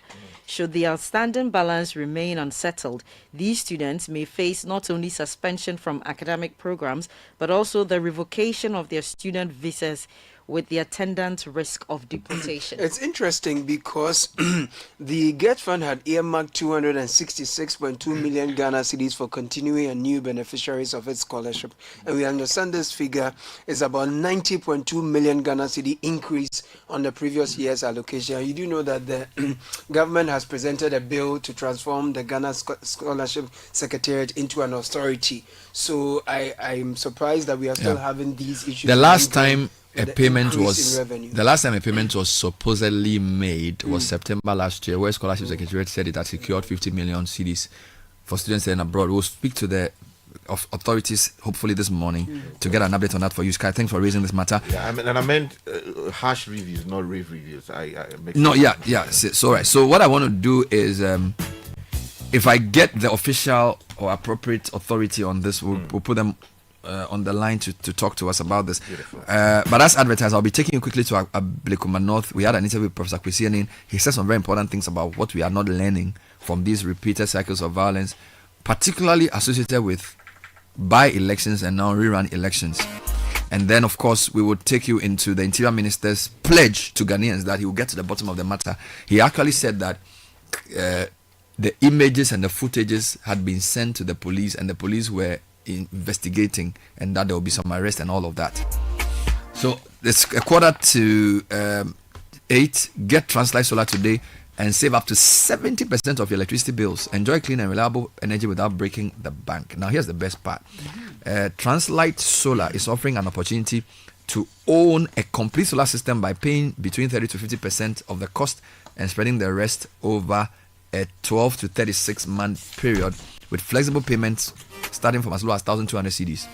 So you can go online to translightsolar.com or call 025-604-0838. That's 025-604-0838. Translight Solar, wherever there's sunlight, there is Translight. In business, every moment without the right solution is an opportunity missed. Now, as a business owner, you deserve a solution that can take your ambition to the next level. Introducing the Absa MobiTap, the solution that turns your Android device into your ultimate business partner. With just your NFC, which is near field communication enabled mobile device such as a phone, you can accept payments from debit and credit cards, plus mobile wallets quickly, easily, anytime and anywhere. Is your business ready for the next level? Visit your nearest Absa branch today. Sign up for the MobiTap and unlock your business potential. Terms and conditions apply. Your story matters. Absa. Now, do you want to unlock the power of AI for your business? Discover how AI can help your business to work smarter, move faster, and serve better. From marketing to sales to customer service and finance. Now, this training is on Saturday, 19th July at the Institute for Digital Marketing, Hacho in Accra, facilitated by Maximus Ametogo for only 1,450 cedis. It's 9 a.m. to 4 p.m. Join us for the AI Masterclass, whether you are a business executive, an entrepreneur, or you're just curious about how AI really works. This masterclass will show you the tools, strategies, and real-world uses of AI that you can apply instantly. How do you register? Either go to idm.edu.gh or call 0244-767-801. Still speaking on technology, join top HR professionals today, 15th July, at the HR Tech Playground. It's happening at the Accra International Conference Center. It's a full-day hands-on expo where cutting-edge technology meets people's strategy. Experience live product demos, robots, smart tools, and real-time solutions transforming HR across Africa. Now, you can go online to register, but because it's starting today, I suggest you call 0509-620-204. That's 0509-620-204. Now, Anglo Gold Ashanti Ghana wishes to caution the public against engaging in against engaging in investment schemes being promoted on social media and allegedly being offered by Anglo Gold Ashanti Ghana, including the TikTok account promoting a so-called Anglo Gold Ashanti investment scheme. Now, Anglo Gold Ashanti Ghana does not operate and has not authorized any person to offer any investment scheme on TikTok or any social media platform. So if you see something, Anglo Gold investment, Anglo Gold money, Anglo Gold, quick cash, or they are all lies. Stay alert, protect yourself from fraud, and report suspicious activity. Anglo Gold doesn't engage in those businesses. They are not interested in those things. If you are in doubt, you can call them on 055 658 2933. And while we are at it, if you want a British degree at a fraction of the cost with a vibrant student experience in a community that builds your confidence, equips you with real-world employability skills, and you also get scholarships, scholarship opportunities to support your academic journey, then that happens at Lancaster University, Ghana. You'll be taught by expert faculty trained to UK standards right here on our campus in Ghana. www.lancaster.edu.gh. That's where to visit. Email admissions at lancaster.edu.gh. 0248 656 274 is the number to call. Lancaster University, Ghana, the only British university campus in West Africa. Now, when Republic Bank says they are the one for you, they mean they are the one for you. That's why they've reduced their Citi mortgage interest rates even further to a new low in the 10s. That means you can afford to own your dream home or your next one for less. But don't wait. This offer is only available for a limited time. And if you already have a mortgage with your bank, you can switch to Republic Bank and enjoy this exciting deal. Visit any Republic Bank branch today or send an email to myhome@republicghana.com. Call us in Accra 054 010 9649. In Kumasi 054 0109 901. For more information, Republic Bank, we are the one for you. And don't forget that the Literacy Challenge 2025 is on. We have 3 levels. The first is an essay that kids between 11 and 15 are asked to enter in not less than 600 words, discuss the effects of climate change on agric in Ghana. What challenges do these effects create for individuals, families, communities, and the nation? And suggest practical solutions to help all Ghanaians mitigate these challenges. Your essay must be handwritten, endorsed by a parent or guardian, and sent either by hand or by mail to the front desk of Citi FM in Adabraka or Channel 1 at Tesano. You may also mail it to PO Box GP 14123 Accra Central. If you make it to level 2, you would enter the 50-person aptitude test, and of course the final level is a 10-person quiz, all with 10,000 Cedi cash as the prize, with bragging rights as well. This Literacy Challenge is powered by Citi FM, supported by Channel 1 TV, sponsored by Belmu and GB Assessment. So how unprecedented was the disturbance at Ablekuma North, and how much of a risk does this pose to our democratic stability, and what does this portend for the by-election in Akwetia? Professor Kwesi Enin is a security expert. He spoke on Eyewitness News last night. No, it was unfortunate, but I'm not surprised, because we established commissions of inquiry. The report is written, government issues a white paper, and that is where it is. I mean, this has become a game of cyclical patterns of violence, talk, drink tea, and then, it's business as usual. So it was most unfortunate. But I wasn't surprised at all. And I'm really looking forward to what will happen in this particular case without the strong statements coming from government ministers. Now, we are told by this government that everything is going to be reset, and we would have expected that violence at elections would also be a reset, considering that it's a government that complained bitterly about what happened in the 2020 election, for instance. And we also do know that political parties usually are the beneficiaries of this violence. Do you get the sense that what happened on Friday may not necessarily have the blessing of government, or at least its major actors? I mean, probably we would then need to do a comparative analysis of the actors in the violence at Ayawaso West Wogon, and then what happened on Friday. At Ayawaso West Wogon, they were statutory security forces using military-grade weaponry, clothing, and logistics.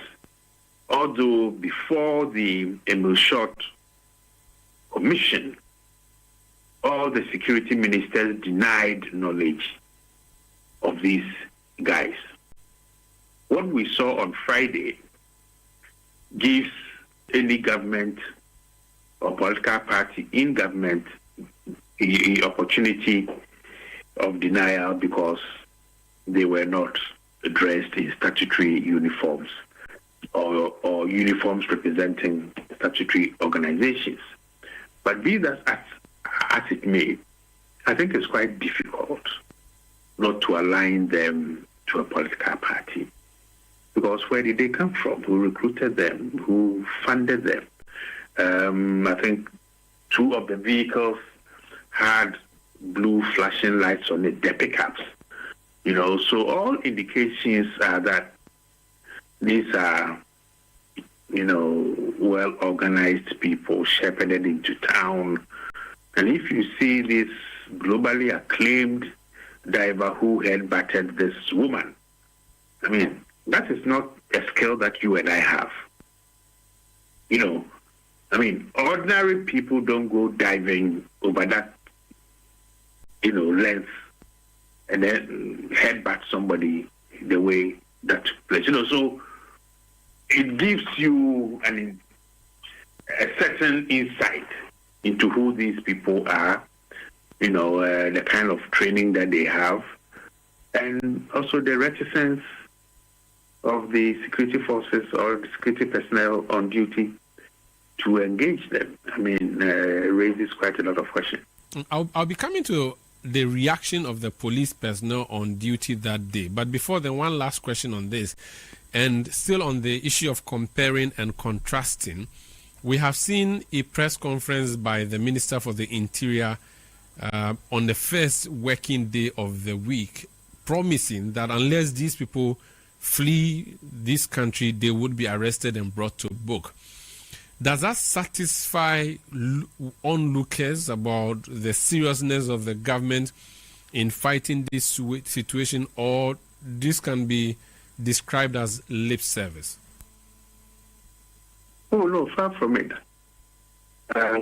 With all the visual evidence and the recordings, the audio, the vehicles that were used, after 72 hours, actually the longer it goes for people to be arrested, the more difficult it will be to track them. And they don't really need to get out of this country, because if the vehicles had been driven away, because the vehicles were not impounded by the police. So if they'd been driven away, very beautifully washed, colors resprayed, the blue flashing lights changed, and they've shaved off their beards and all sorts of things. Every hour that passes becomes difficult to track them. Whatever forensic evidence was available, I think, was trampled upon. I don't think those who use pepper sprays have been invited as to why they came armed with the intention of using that. So there are lots of loose ends. We can only hope that somebody will be arrested. But I'm not actually interested in the perpetrators of this.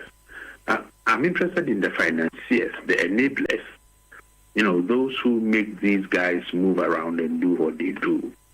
Because until we get to those who make this possible, then we will see more of this violence, and even deadlier one.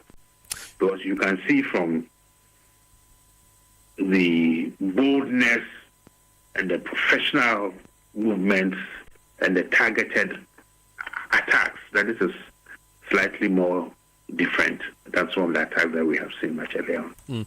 But generally, the buck stops with the government, and it appears these people, even if they are not sanctioned by the government or the governing party, they were not targeting government or governing party officials. Would you say the attitude of the government in dealing with this matter is commendable? Does it look like they are seriously interested in dealing with this issue? Well, I mean, if government did not know any of these people, then it raises even a much more difficult set of questions. Okay? Then we are looking at intelligence failure because based on how elections pan out and what happened in December 2024, I think any intelligence assessment will conclude that such a thing could happen. So we'll be on the lookout for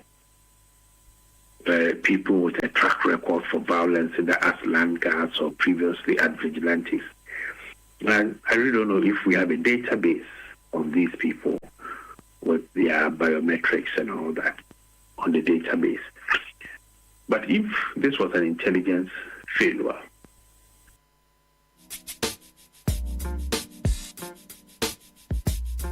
highlights of Professor Kwesi Enin. The full interview is on YouTube. You can watch it for yourself. Marisanda and Amadu speaking to Professor Enin. The Interior Minister also made some comments about this. When I come back from the break, I'll bring you those. I'll also go back into the conversation Sky broached, the scholarship matter. We'll speak to somebody from the Finance Committee, the Education Committee of Parliament. Coming up next is Tech and Social Media Trends. It's brought to us by Telecel and First Bank. At First Bank Ghana, we are running the Junior Internship Program. It's back and ready to inspire the next generation. During this long vacation, we help you enroll your children or wards in the First Bank Ghana Junior Internship Program for an unforgettable learning and work-life experience through internship, mentorship, and counseling. Is running from Monday, July 14th to Friday, September the 12th. And the enrollment process is quite simple. Sign up your child or ward for the Kids First account. Is designed for kids up to 12. If they are between 10 to 14, you do the Me First account. You apply for the First Bank Ghana Junior Internship Program, and your child will have a 5-day exciting learning experience at the First at any of our branches. They will receive certificates along with products from Gino, Kivo, Top Up Pharmacy, Awake, Kiki, and Pepsodent. They also stand a chance to win an attractive cash prize in an essay writing competition. Call them on 0596 921 921. The Ghana National Council of Private Schools is proud to be associated with this as well. Edwin Kwakufe is joining us with the segment. Welcome again. Thank you, Bernard. The trends are filled with sports, Chelsea trends, but one thing that's snacking there is Cameroon. Oh Lord. Paul Biya, Cameroon's president Paul Biya, who is the oldest world leader. He's 92 years old. And he says he will run once more for re-election in October. For 7 years. Yes. So when he finishes, he'll be 99. So his tenure will then be increased to 43 years if he does win. I have a botanical name for him. Paulus Beatus. Every plant has a botanical name. So the botanical name of the Cameroon president is Paulus Beatus. Paulus Beatus. He first took power in 1982. Come on. And he could be president, as you said, for nearly 100 years if he wins. Paulus Beatus. No, he says, be rest assured that my determination to serve you matches the urgency of the challenge. It's posted on X. So is that the agency? I didn't even know what X is. No, he channeled his inner Obama. My determination. I don't even know what X is. No, Paulus Beatus. No, Paulus Devon. So the conversation in Ghana is centered around how lucky we've been. That we are not in a similar position, that we have had democratic rule for as long as we've had. Since 1982. Beatus Paulus. Nice. So another trend that got lost amongst the Ablekuma North and Chelsea winning is Ukraine. President Mahama. Yes, President Mahama had a conversation with Volodymyr Zelensky a few days ago. So the main thing was they were keeping bilateral ties and focus on agricultural and food security. He also invited President Mahama to Ukraine. No, he's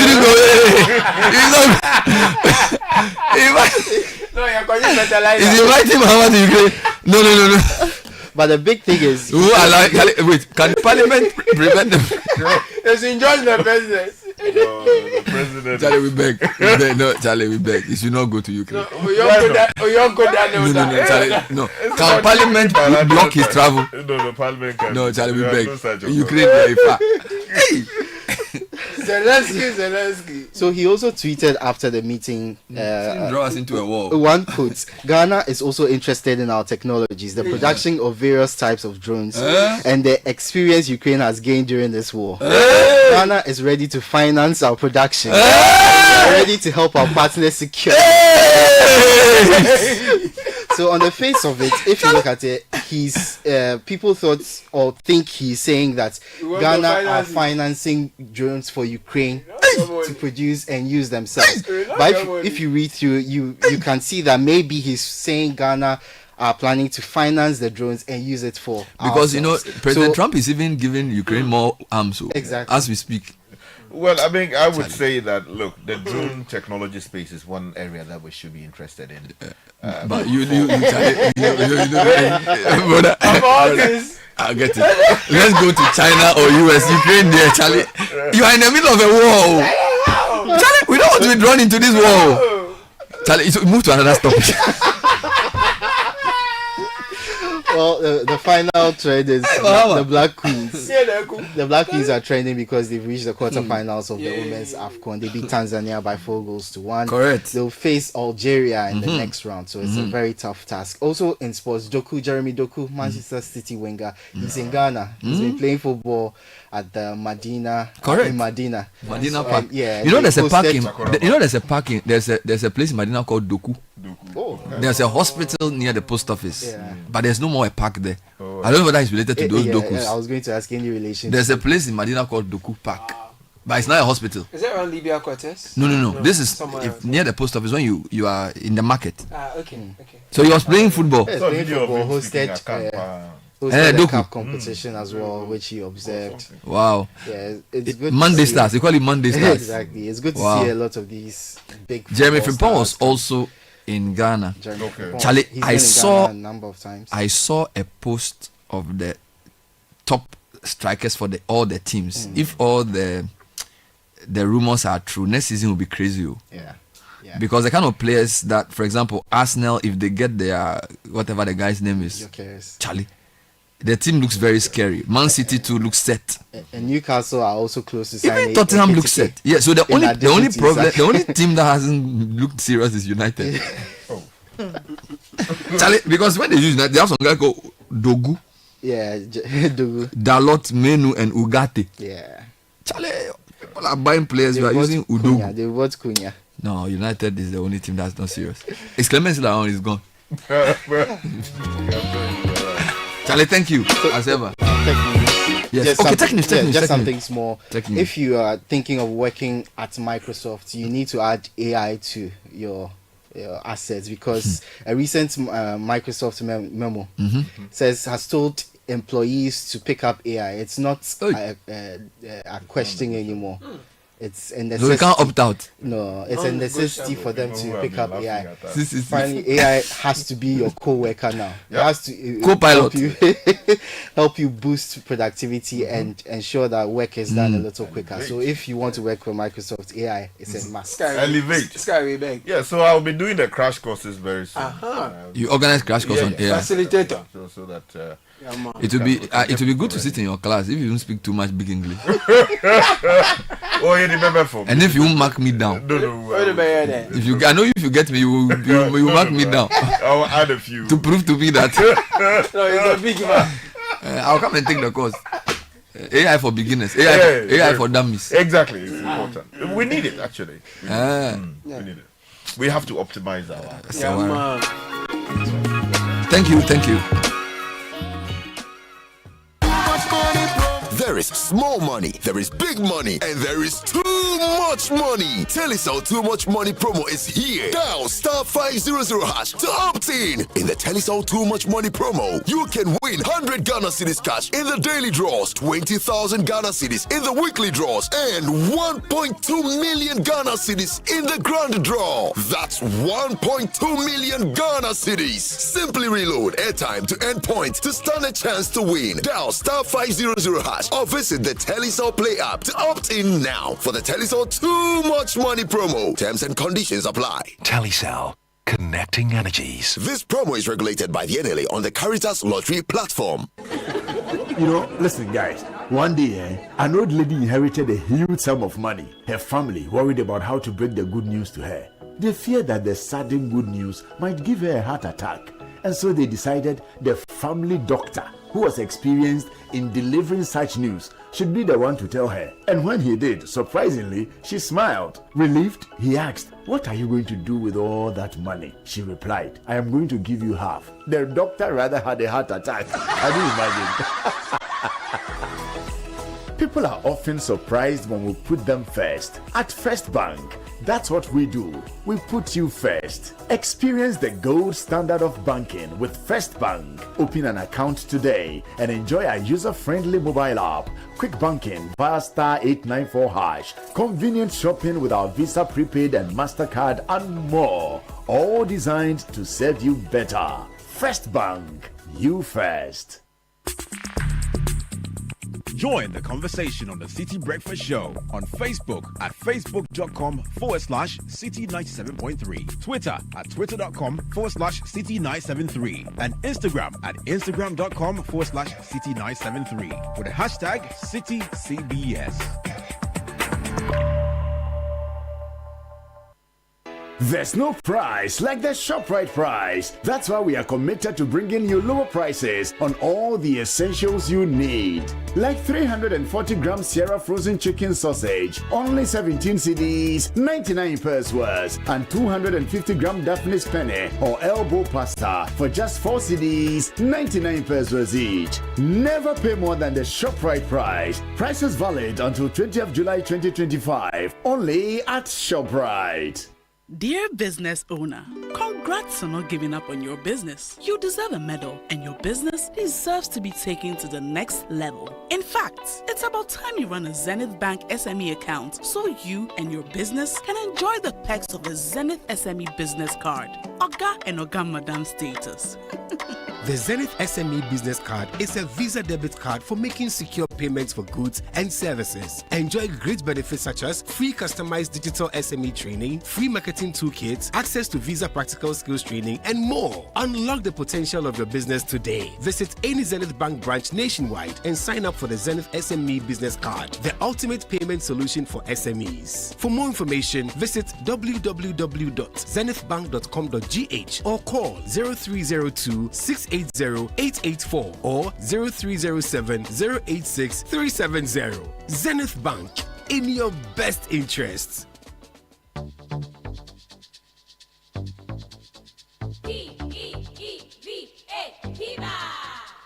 Looking for a burst of flavor in every sip?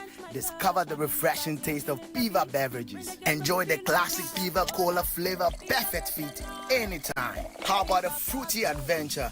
Try our delightful Piva orange fruit drink packed with recognized citrus flavor. Craving something exotic? Our Piva cocktail fruit drink brings the tropics to you. For a sweet and juicy treat, grab our grapefruit drink, and don't miss out on the refreshing Piva Tangerine fruit drink, bursting with tangerine flavor. Piva Cola, Piva Orange, Piva Cocktail, Piva Grape, Piva Tangy. Grab yours today. Available now at your local store. Call us on 055-00-32231. Piva, a taste you love. This advert is FDA approved. P for Piva. This is the City Breakfast Show, the city's biggest conversation. The City Breakfast Show. Rise above the noise.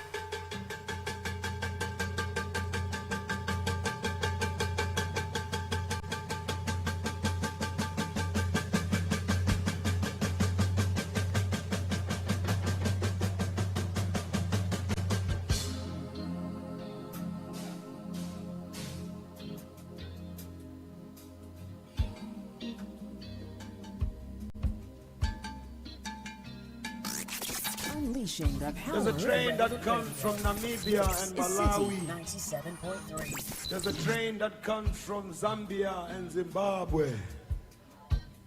There's a train that comes from Angola and Mozambique. from Lesotho, from Botswana, from Swaziland, from all the hinterlands of southern and central Africa.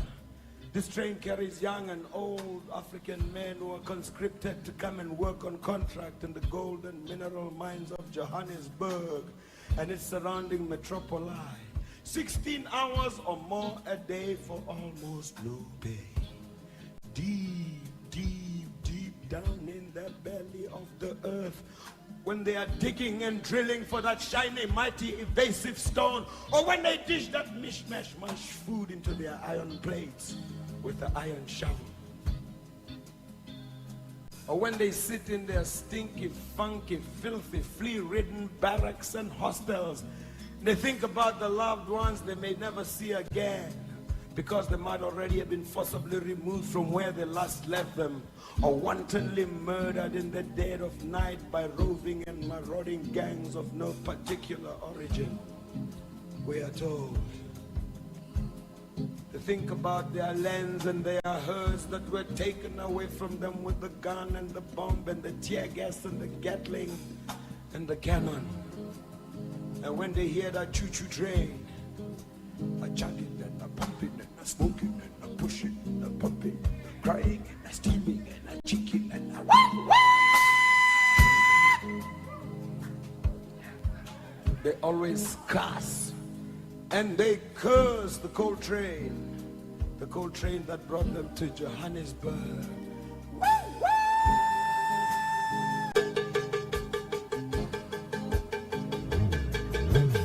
8:15 City Breakfast Show.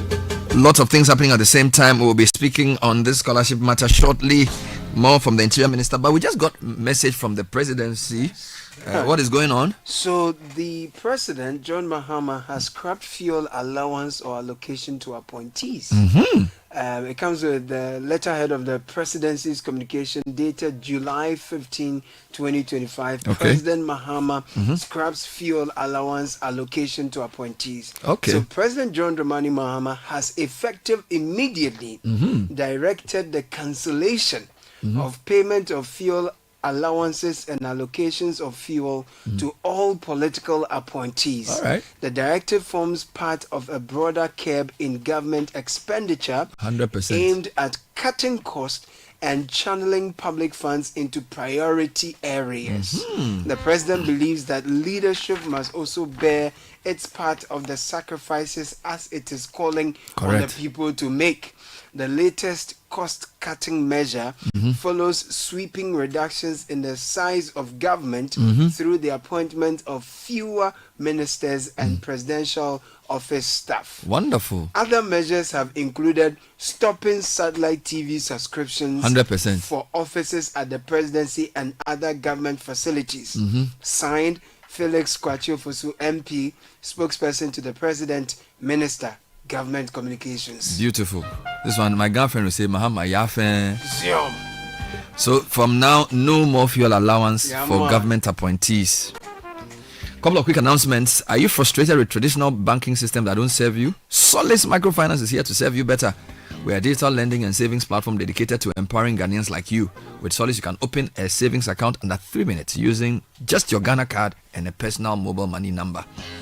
You can also start a target savings plan and earn market-beating interest rates and apply for fast and easy loans to boost your business or cover emergencies.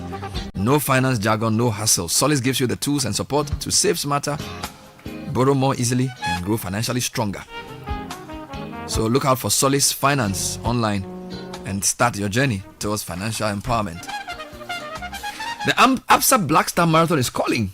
And now is your time to respond. Whether you're chasing personal glory, running for your health, or telling your story with every step, don't miss your chance to be part of Ghana's premier marathon. It's on Saturday, 26th July at the Independence Square, 6 a.m. sharp.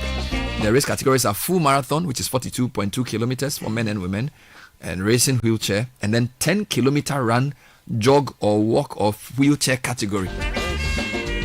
Register at the blackstarmarathon.com or dial *713 *33 *22 hash. That's *713 *33 *22 hash. Registration closes soon. No excuses, no delays. The ABSA Black Star Marathon is sponsored by ABSA Bank Ghana, Glyco General, KK Insurance Brokers, Silver Star Tower Limited, Japan Motors, Sunseeker Stores, and Twisco.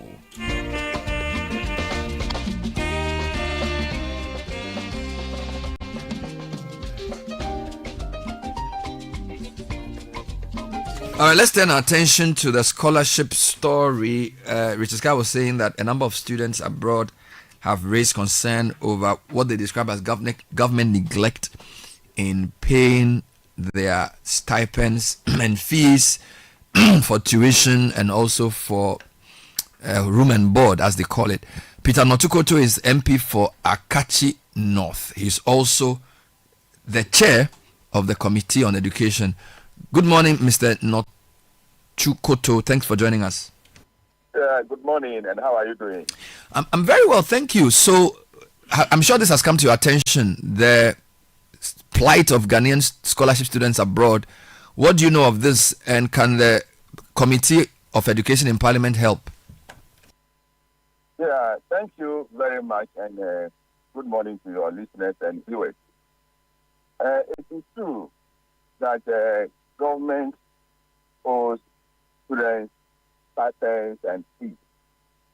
But this matter started last year, especially around June, July, when reports reaching the Committee on Education then, last Parliament, that some students were being turned away from lectures.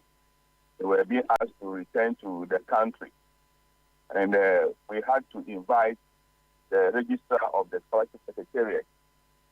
Initially, he did not want to cooperate with us because he felt that the scholarship secretariat was not under the Ministry of Education. It was directly under the office of the president. So it had nothing to do with Parliament.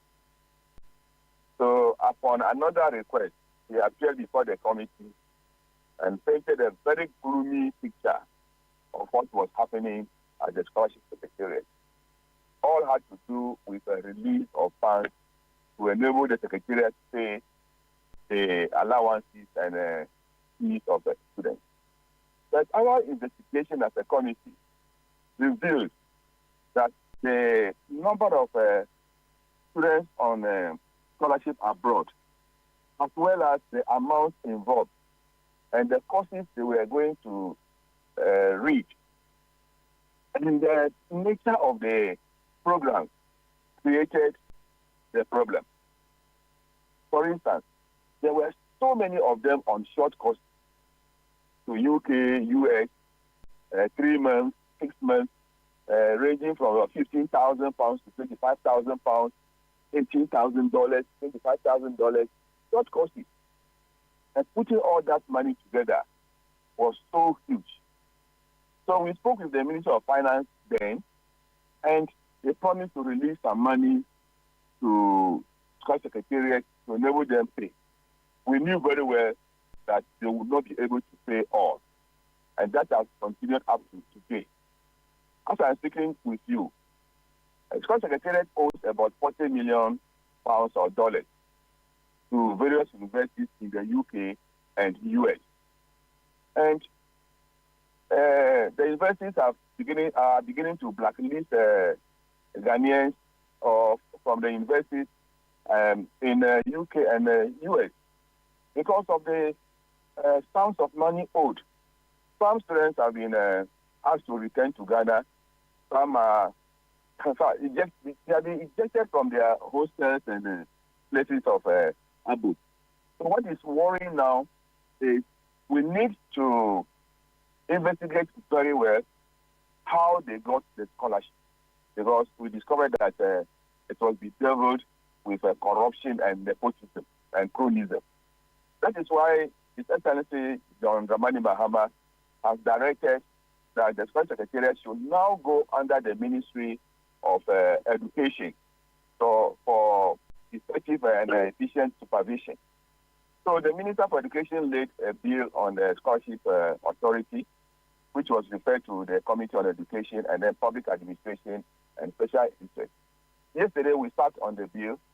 We have made recommendations for amendments to the bill, and we hope that by the end of the week we should be able to pass the National Scholarship Authority bill to make room for a board to be responsible for the award of scholarships and streamline it. So while you're doing that structural change, are you investigating or auditing the number of students on scholarship to ascertain whether they are all genuine? Is that the reason why payments have not been made? Not necessarily, because if you inherit assets and liabilities, you need to investigate the consequence of those liabilities and assets. So, as a scholarship secretariat, we can't just start paying money if we don't know how the scholarship was awarded, what was the purpose. You need to know all those things. And you can also remember that when this government took office, it was not until after or at the end of March that we passed the appropriation bill. And money will have to be released to various agencies. And my information is that the registrar is negotiating with some of the universities so that they can exercise patience or grant some moratorium to the students so that they can complete their courses, especially those who have about 3 even months to complete so that they can graduate and return home. As such a secretariat makes arrangements for the payment of their... So is the committee actively working to ensure that payment is done with dispatch? Yeah, we are in talk with the Such Secretariat because it's a very serious issue and involves a lot of money, as I said earlier. So yesterday we were together and we are hoping that when they finish with their investigations, where we have typical issues, like I said, some have only 3 months or less to finish their programs. Yeah, we should prioritize those areas and help them finish and return home. But how does the change of the secretariat to an authority transform it and reform it from some of the challenges? So what problem are you really trying to solve with this name change? You know, the secretariat as it is now does not operate under any board. It's just on its own. So whoever has the secretariat could do anything. But if we had a board and we have criteria for the award of a scholarship, then whatever applications are received will have to be vetted or approved by the board before it is granted, depending on what budgetary allocation has been given to scholarship secretariat or the authority for award of a scholarship. So it's not going to be like what used to be the case where scholarships were awarded or shared like Kelly Willing. It will not be like that any longer. All right, thank you for your intervention, Honorable Peter Nochukoto, who's the chair of the Education Committee in Parliament and also a member of Parliament for Akachi North, confirming that the bill to transform the secretariat into an authority had gone through some parliamentary work, and also assuring that work was being done to make the payment for the MPs. Let me wrap up this sort of mini segment with the Interior Minister, right? So yesterday I really listened to his press address, and I was looking out for 2 things: the issue of the violence in Ablekuma North, and some updates on issues we had raised on the program. Here are highlights of his presentation to the public at the press briefing. Thank you very much, Honorable Minister. Thank you very much for your questions. Yes, I must say that, like you rightly mentioned, that the police officer that did the assault, you saw swift action. What is next? Obviously, the police administration has rules. When an officer, for lack of better word, misbehaves, the first thing is interdiction. Then the person is given an opportunity to defend himself or herself before what they call the police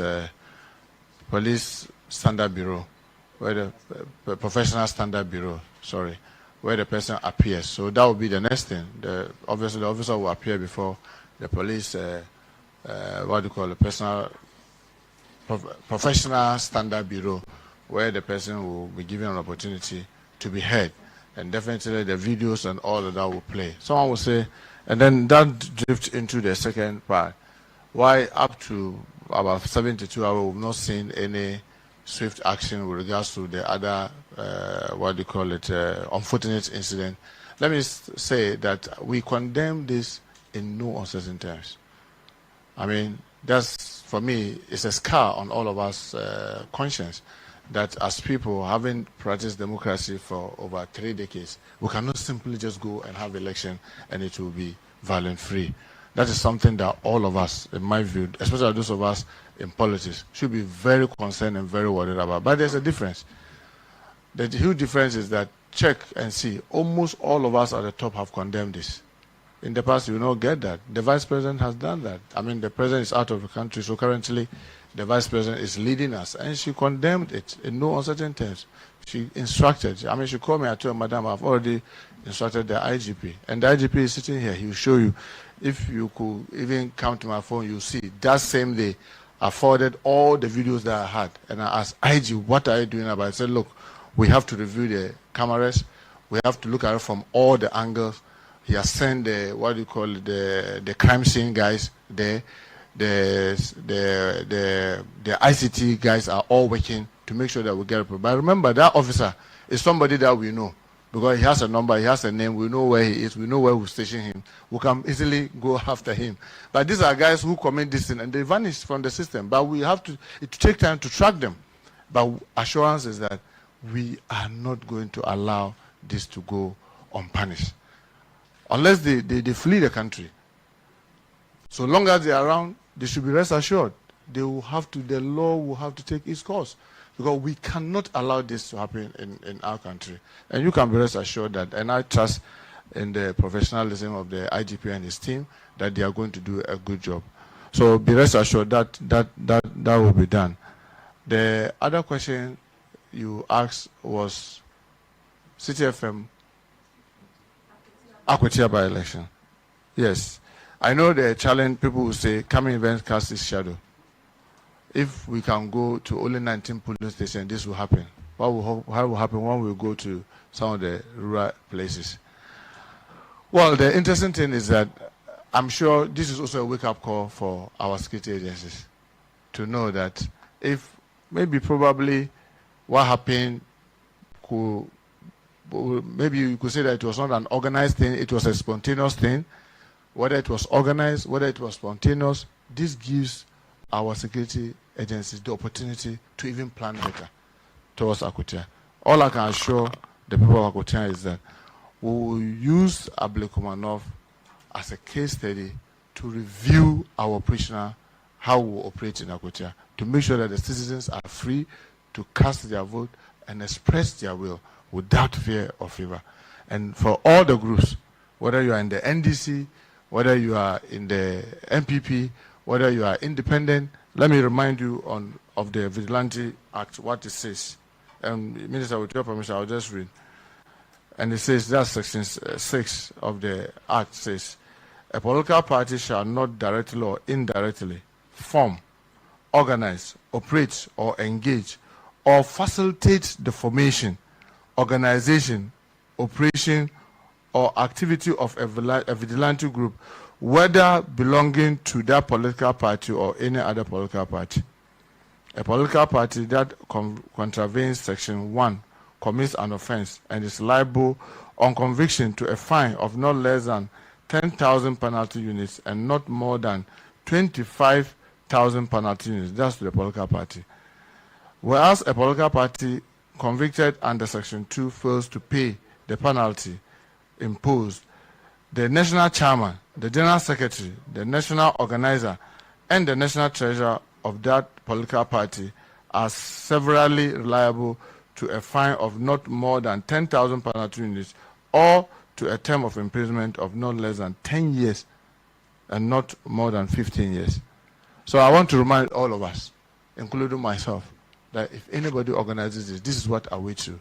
And I believe in the professionalism of the IGP, COP, Christian Teteyano, that he is not going to spare any person.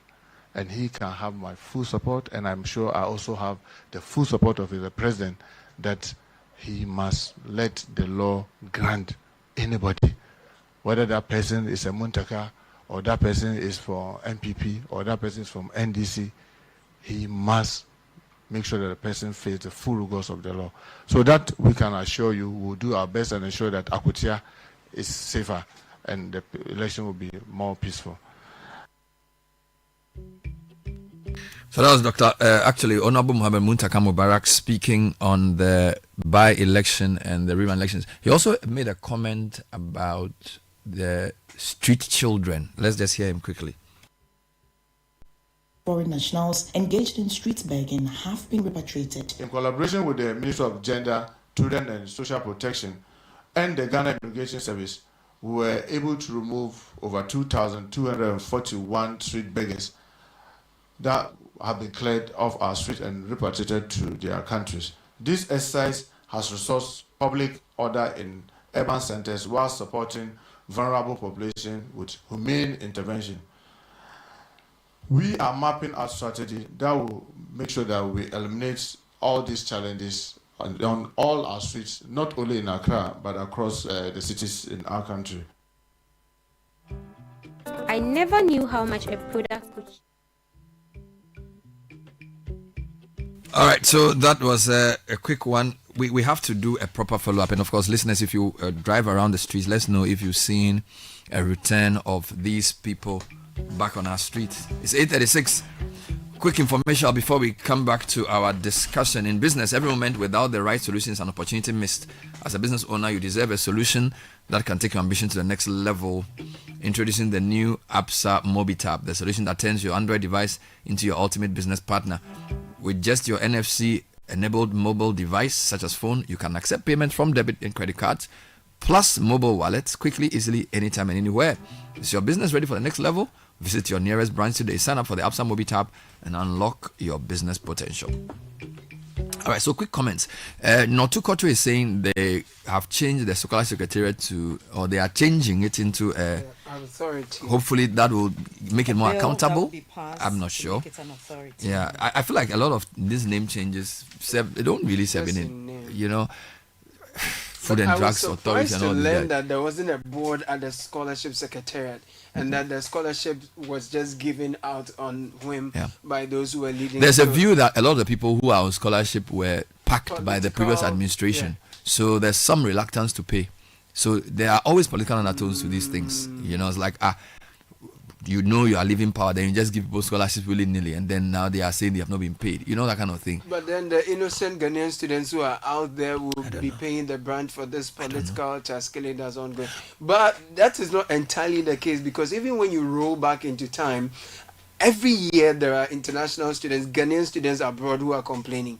So maybe the numbers must have increased in the last couple of months before the previous government left, as we saw was the situation across institutions. But even so, these are our fellow compatriots who are particularly elsewhere. And it's okay if you're home and you are stranded. You can easily go to your uncle or call your friends and they can sort you out. But to be out there in the cold or left to the vagaries of the world and you don't know where to get support, I think that's difficult.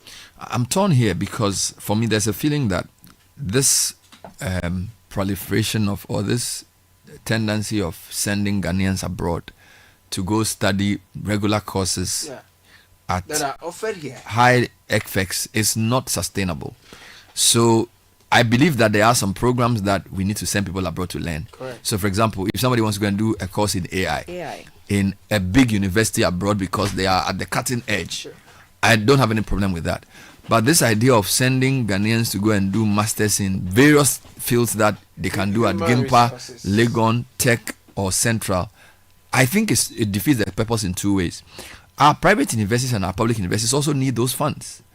And the amounts of money paid for these students abroad, if they are invested in our universities here, would help them actually do better. So I'm hoping that with the change of name and change of status, with the board coming in, they'll be more accountable, and that they would manage scholarships to the strategic needs of our country. So that's point number one. But I agree with Caleb. Once they've been given the scholarship and they're abroad, they should be send the money to finish the courses. So this reset should start with the new admin. But you cannot punish the iniquity of the fathers on the children. Once they are on scholarship in the universities abroad, they should be sent their money. All right, because I think there's money for that. It would be so unfair for someone to start a course in the UK or US, and then in the middle of the course you say they should come back because there's been a change of government, and that the government believes that they were not sending on fair terms. I think that's not right. They should finish the program, find their way back to Ghana to serve, and then restructure the scholarship secretariat. I'm sure you agree with me. I agree with you. I don't think that the point about cronyism and nepotism being used to award scholarships is adequate reason for the non-payment of some of these fees. I think that on the broader level, it's embarrassing for Ghana as a nation, for your debt collectors in academia or global academia to be coming after you, or embarrassing and humiliating your students because you have failed to make these payments. At the end of the day, like you said, they are Ghanaians, they are there regardless, and so we need action. And the other thing is that, it's one thing to say we've changed the secretariat to an authority. What I know is that in Ghana, a lot of people put pressure on these institutions by way of cronyism. So Sky will say, Charlie Alowski, you are head of scholarship secretariat, Charlie. 2 of my nephews, Bill, if I sort them out, give me, and I'll say, oh, Charlie Sky, they're my man, so I'll do for you. Or Francisco will say, Charlie Bernard, these people, they are something, it's always the problem of who you know. So if they can change it into an authority and make it more accountable, to make it fit for purpose, because scholarship secretariat, clearly there are people who deserve scholarship. I did my master's with a scholarship. It wasn't a Ghanaian government scholarship, it was a British government scholarship. And of course, they benefited from me after I went back.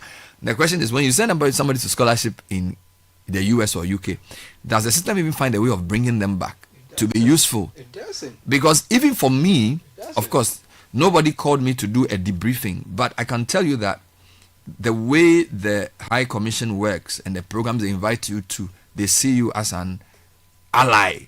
You get it? And of course, if you are trained that way, it's a positive thing. You go to the UK to learn in a very good university, and it's a prestigious scholarship. So I don't have any problem with that. I feel like we are using our scholarships to just satisfy the needs of political friends.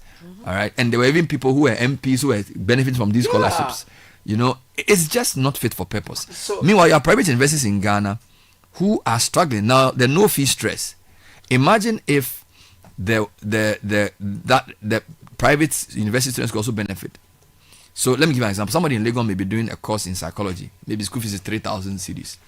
The equivalent in a private university may be 6 or 7K.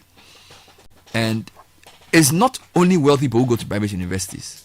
So I feel like the government should be able to say, whether you're in a public or private university, if I'm paying 1,800 for psychology, even if you're in a private university, you also get 1,800. Do you understand? So it's discriminatory to say you're only paying for people in public university.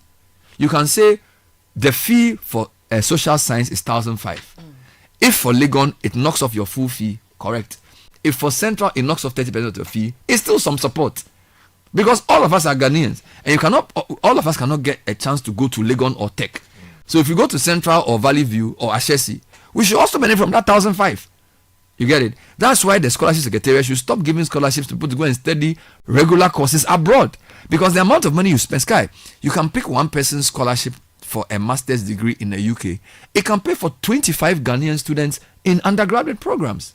So it's a completely unsustainable system, and it's not even about the name change and the authority and the fact that they have a board. The whole ethos, the law has to have details around resetting the scholarship secretariat thing. It's not fit for purpose. It's been abused. Absolutely. And as most things, politicians and their families and friends benefit more than the rest of us. So whilst I take your call, yes, I feel like there's some change that needs to be done. Yes, and then the fact that some people were awarded double scholarships. Look at that. In the investigations that the Fourth Estate did, they pointed out that some of the beneficiaries had scholarship packages for different schools. They were pursuing different programs at the same time. And in the University of Ghana, you cannot even do that. If you're not done with one program, you cannot move on to another. But how do we use state resources to fund double scholarships for one person? In and the then UK yeah. No, Sky. I'm saying possible. There's a reason why. Okay, let me finish. Let me just land. Okay. Let him land. Yes. Okay. The investigation that the Fourth Estate carried out, focusing on the scholarship secretariat, exposed the fact that there were persons who had double scholarships. As in running concurrently. Yes. Okay, I think they were awarded. They were awarded. But I don't know whether they were paid the money or the money was paid, because the investigation uncovered that there was fraud in that. Okay, so unless you are talking about like two different streams of funds. So there was one in the US, another in the UK. Yeah, for some So students. there's a particular case where a name is mentioned. The person received $38,000 for an MA in design management at Savannah College in the US in 2019, and then the following year, same person received $14,500 for an MA in visual. So it's not concurrent. It's not concurrent, but in the UK. But I'm just trying to make the point that there was the case of double scholarships that came up very strongly, and also the point, Bernard, you made about government appointees benefiting for the scholarship scheme. I don't know, but increasingly we're seeing people who are supposed to be busy serving the nation, taking advantage of scholarship schemes that is meant for the poor to go abroad. It looks to go like study. there's a business I don't get it. where if you enter parliament and you don't get ministry work to do and you don't get anything to do, the next thing is to get a scholarship and take a course. Yeah, because so you are using your position as an MP to further your education because you don't have any business, any minister work. Yeah, because there's a view that when the government is in power, and then they want people to fill positions, they ask for your CV, and when you bring your CV and it is SSE, so now that you are in the parliament, when you should be going to school, why not use that to actually grow yourself? Often it also happens when you are in a position, in which case, because look, I mean, you are no longer in government. This is the opportunity for you to grow, so that when your government comes to power, your CV would have been enriched, so that when they ask for CVs, you will put your own inside there. Get that PhD. Yeah, exactly. So that's what happens. It is. Look, it is not out of place for someone serving in office to be doing a part-time course. But what we are seeing is people running full-time programs. Even as they are holding, in some cases, ministerial positions. I'm not gonna lie you. They are doing PhDs at our expense. So, that raises very serious ethical issues as to how you are even balancing your time in the first place. You understand? It's not part-time, full-time. You see people who are ministers become lawyers. Then you ask yourself, full-time minister position, and does he go to the law school when they have the time to do that? So there are so many issues around this matter, and I think as a country we need to actually audit the process properly, and then find ways of plugging the loopholes. Because, Bernard, for instance, there are many people we need in sensitive sectors of the economy. We are talking about artificial intelligence, for instance. If it is a critical tool that we need to advance our progress, the question is, have we identified that as such? And as a country, have we committed resources to say, over the next 10 years, we are going to train 100 AI experts or specialists each in the UK or in the US on government scholarship. As we speak, the French are pumping so much money into training people in the area of artificial intelligence, and they are supporting the economy as such. If you go to the UK, there's a scholarship that has been announced purposely for training people in that space. So the question is, this scholarship scheme that we have, can we identify people within specific sectors which we believe will be useful for our purpose to grow the economy and dedicate the public purse to promoting those areas? That is the question. That is the charge. Hopefully, Bernard, the authority will check the issuance of scholarships also to people who don't eventually go to school. Hey, that also happens. Yeah. So scholarships were awarded, the persons took the monies, but they didn't show up in school. Yeah. This fourth estate thing was serious. I saw a few when I was there. The scholarship is awarded. He travels to the country, but doesn't go to the school. No. So where does the money go? So they chop almost. But isn't the money supposed to go straight to the school? No, so they pay you stipend, but they There's pay the school to the fees school. and then there's the And they can't verify that you're not in school. So you see, that is why, for instance, Chevening Scholarship, for instance, you are reporting to someone. There's someone, an officer on you. All the time. Every single month. Checking your grades. Exactly. Are you in school? Are you working? Updating the person. And there are programs that are organized, I think 3 the last time I checked, that will bring all of you together. Our own is a buying scar. I see. That is a way of auditing the system. But the question is, you have an embassy or high commission in these countries.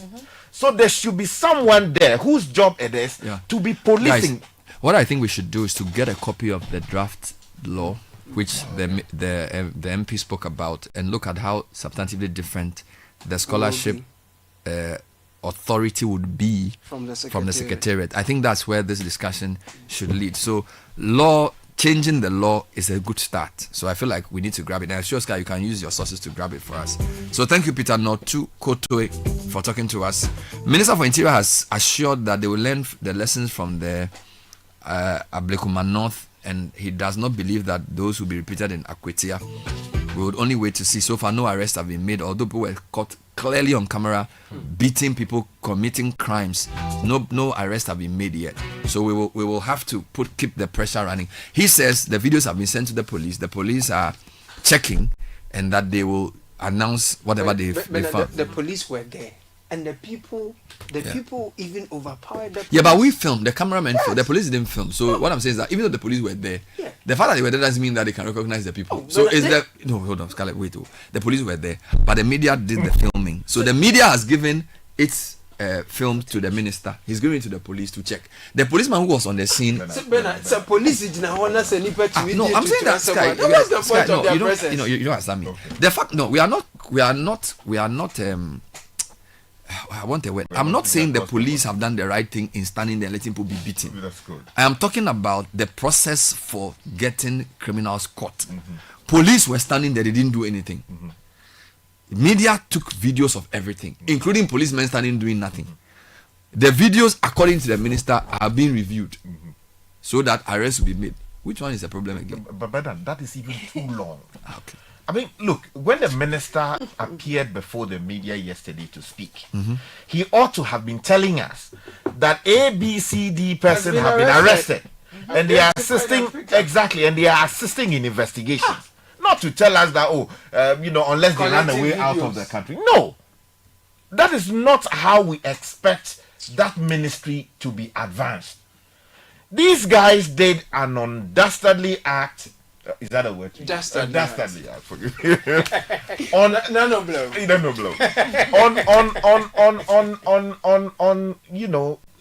political opponents. You would expect that if we are serious about protecting our democracy, it should not take more than 12 hours to get those guys arrested. And I know the police have that capacity. In talking about the hours, can I just chip in? I feel that the pressure by the minister, Sky, you will continue, is belated. Because if the incident happened on Friday, why have we sat and waited for him to come on Monday to give us this information? And like Caleb is frustrated about, there were police officers present. And now you're telling us we need to now go and get the footage from the media and go and give it to the police. But as lawyers, you and Sky are, while I understand the frustration over the delay, I'm saying that if you want to arrest a person for committing an offense, I think the best evidence is the footage. Which is better? Arresting the person in the process. Yeah, but they didn't. The arrest should have happened during we are not even arguing over that. Okay. Everybody with brain in his head knows that they should have arrested the people. They did not. Okay. So what we are discussing now is not about what they should have done. We are discussing about what they are doing. Okay, we know they should have arrested the people. They didn't even stop. In fact, there was a video I showed yesterday of a guy being beaten. He ran to the police. The police pushed him back. So hold on, I'm not here to just express emotional outburst. We know that what the police did was unacceptable. So my focus is not that. My focus is whether what the minister has initiated will work. Is that the right approach? That's what I'm saying. What the police did on the ground was completely shambolic. But now the police say, or the minister says, he has given the footage to the police investigators to look into. Is that not the way to do it? We need to give me. To know that what's the okay? No. We are not impressed. All right. Where we are today, what's the best thing to do? Not was where we are to do. Not one thing. Also review it and let them know how we feel about their performance. But I think that remember the Codeo statement. The one of the big themes, the three main themes was the independence of the Ghana Police Service. Yes. I think that the minister should have even addressed that. Okay. Because everybody saw the inertia of the police officers while the violence was happening. The person with the coat of arms on his head. Was inactive when violence was happening. Why is the minister not talking about that? Because my understanding is that when Professor Nin was interviewed, he said that it appears from the election period, the police have decided that when they are in election situations, they will not go armed. All right. So they went there. And indeed, this is not just for this by-election. You notice that generally in the 2024 election, the police were doing something like containment. They were not aggressively stopping people. They were basically observing and saying, calm down. This is what they've been doing. But fundamentally, is that the job of the police? No. But I'm saying that that's their, I don't like to speak for police. I'm just saying that this is not, we've observed this from 2024, that this is how they've gone about managing the election. But you see, even that, I have fierce and serious concerns about it. The state, as I've repeatedly said here, is the only institution, and I'm using the word loosely, that has monopoly over violence and to use it in appropriate circumstances. Now, imagine that people walk into a police station, a polling station with guns, and they are shooting everybody. The unarmed police, what are they supposed to do? I don't know. What they did was that they sent. Hold on. Again, yesterday, what I was told by my reporter was that when the chaos occurred, 30 minutes later, the police sent reinforcement of armed police. Which is after the fact. Good. So what I'm saying is that, you see, we all don't know what would have happened. When the interview Christian, he said, imagine if the police also had guns and shot. It could have also led to something else because they also trigger happy police. No, I'm coming. Guys, we are all not police people. What I'm saying is that we all know that what the police did was below par because somebody was attacked at the polling station and nothing was done. The police were ill prepared and disinterested in stopping the situation. So the minister can chide the police if he is not aware of their strategy. Maybe he's aware of the strategy and he endorses it. Do you understand? Maybe the strategy of let's go there and watch people is something he endorses, which is why he couldn't go and chide them. Bernard, I'm not even debating you. For me, the point is that it was too glaring for the minister to not have spoken about it. It was too glaring. Their lack of action. Yes, that notwithstanding, I think that it's spot on to come and eventually. I mean, belated or whatever. But I'm still expecting that the president will speak about this matter. I heard the minister say that the vice president has spoken, but this morning we've heard a directive from the president, presidency, from the presidency halting fuel allocations to appointees. But that notwithstanding, I think given the he has to speak 100%. We are told he's in Equatorial Guinea for the. That's the point of what do you call it, the Kakra. That the president is while in Malabo. The presidency released a statement. Released a statement doesn't necessarily mean the president. We want to hear from the president. Minister, though. Okay, listen to me. Yes. So Felix Kwachi sent a statement on behalf of the presidency. So let me read that. Let me read that so that you hear the weight of my argument. So what are you saying? The president should speak himself from Malabo. Hold on. On the issue. What does the hold on? Hold on. Let me read the statement.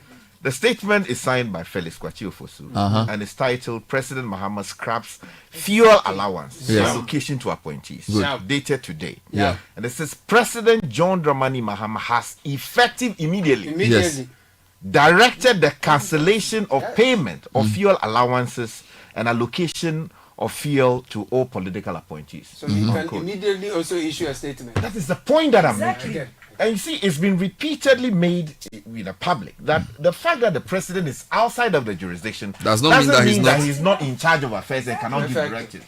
The only reason why we have someone in charge is for historical reasons, where somebody moves in to do all kinds of things. So the president, while he's busy talking about this repatriation and all that, exactly, equally important. Will he be briefed on an issue like this whilst he's outside the country? Of course. Every single morning, our president, in fact, in the evening, is also breaking. So he ought to issue a statement. Exactly.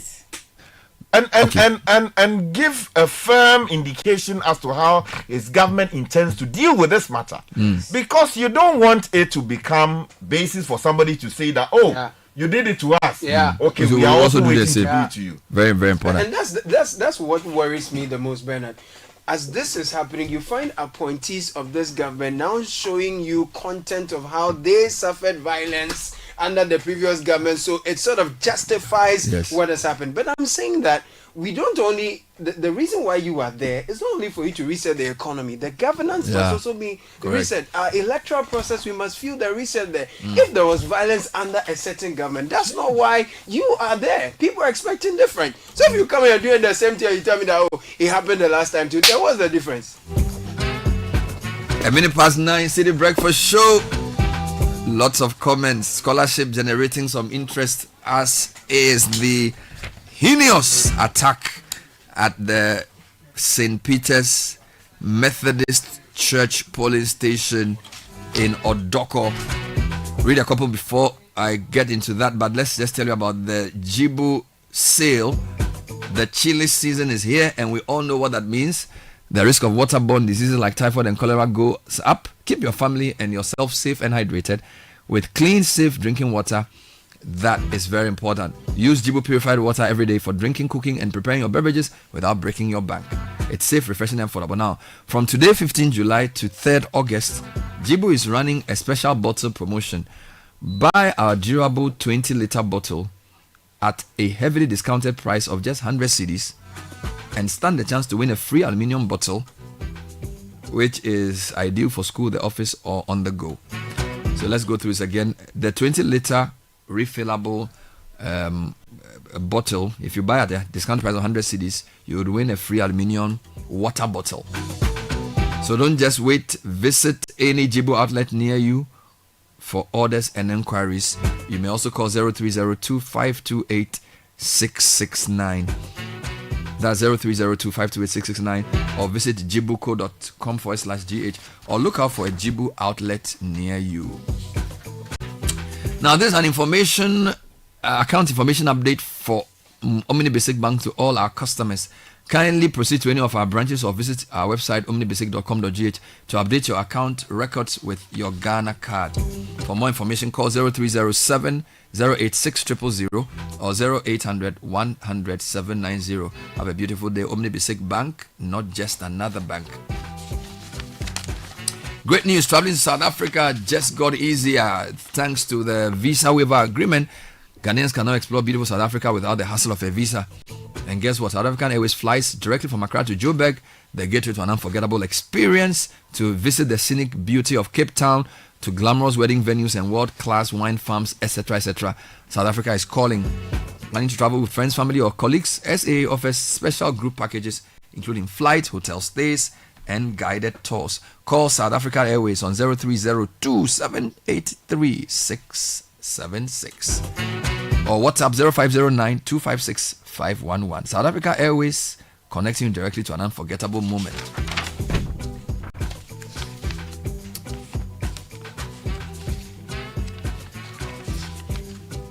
And we're taking a short break. When we come back, we will be getting into a couple of interviews.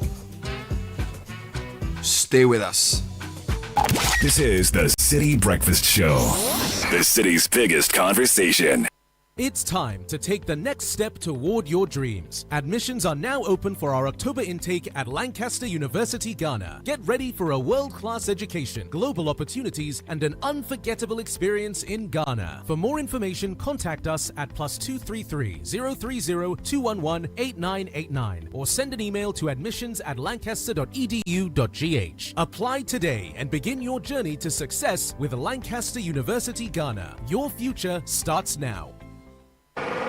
Hey, so what goes into building quality structures? I mean, literally, what goes into it? Wujaf, you don't want to be sitting here somewhere worrying whether or not you did a really good job. It'd be a very simple equation. If there's no diamond cement in the mix, massa, forget it. Don't start cry. Menye, diamond cement has been providing builders, block makers, and construction companies that peace of mind for years. Diamond cement is 42.5 R grade cement. Unbeatable quality made right here in Ghana. And because we have your pocket in mind, we provide 32.5 R grade so that everybody getting on. No long talk, Jack. If there's no diamond cement in the mix, don't start. Locate Diamond Cement Ghana Limited nationwide with factories in Afla 244-313-368 or 0540-111-978 or 0202-021-175. Diamond Cement, still as hard as a diamond.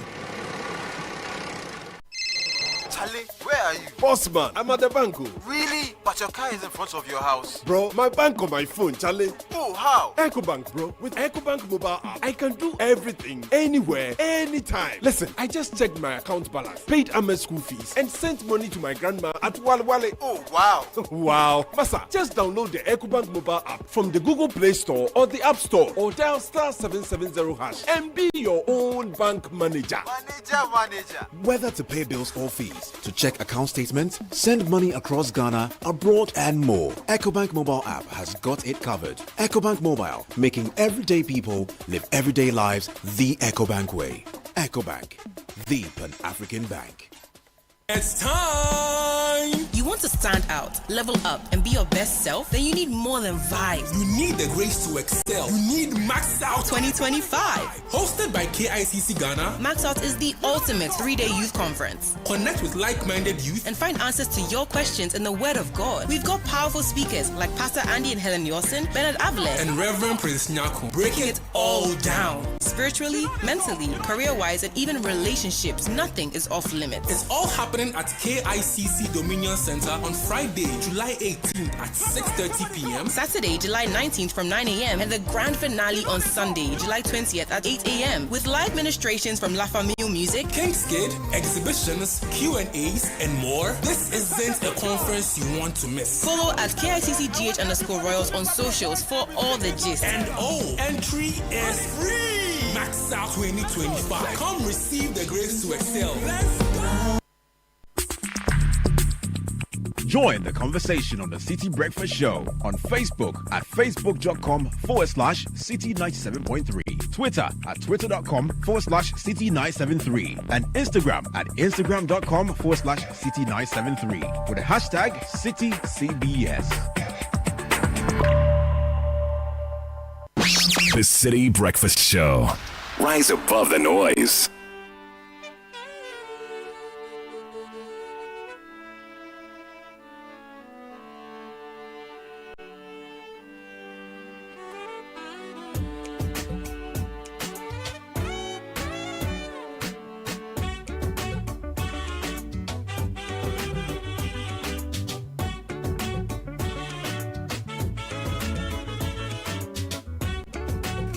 We're in the season of writing. The Literacy Challenge is ongoing, and we've given the young authors the chance to channel their inner Chimamanda by writing. This is not a story, though. They're writing an essay on a very hard topic. But this week, we're also talking to some people who've made time to write, not because they were born authors, but they've proved the theory that if something is important, you have to make time for it. So I have Dr. Demi Lecha, a Ghanaian global health professional and storyteller, whose work has taken across Africa and the world with years of experience leading international development efforts.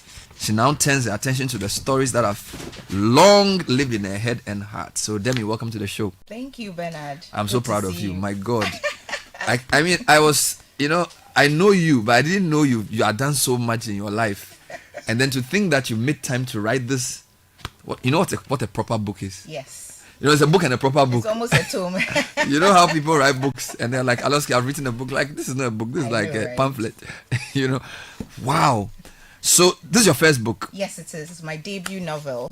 It's a novel. The 28th February House. Yes.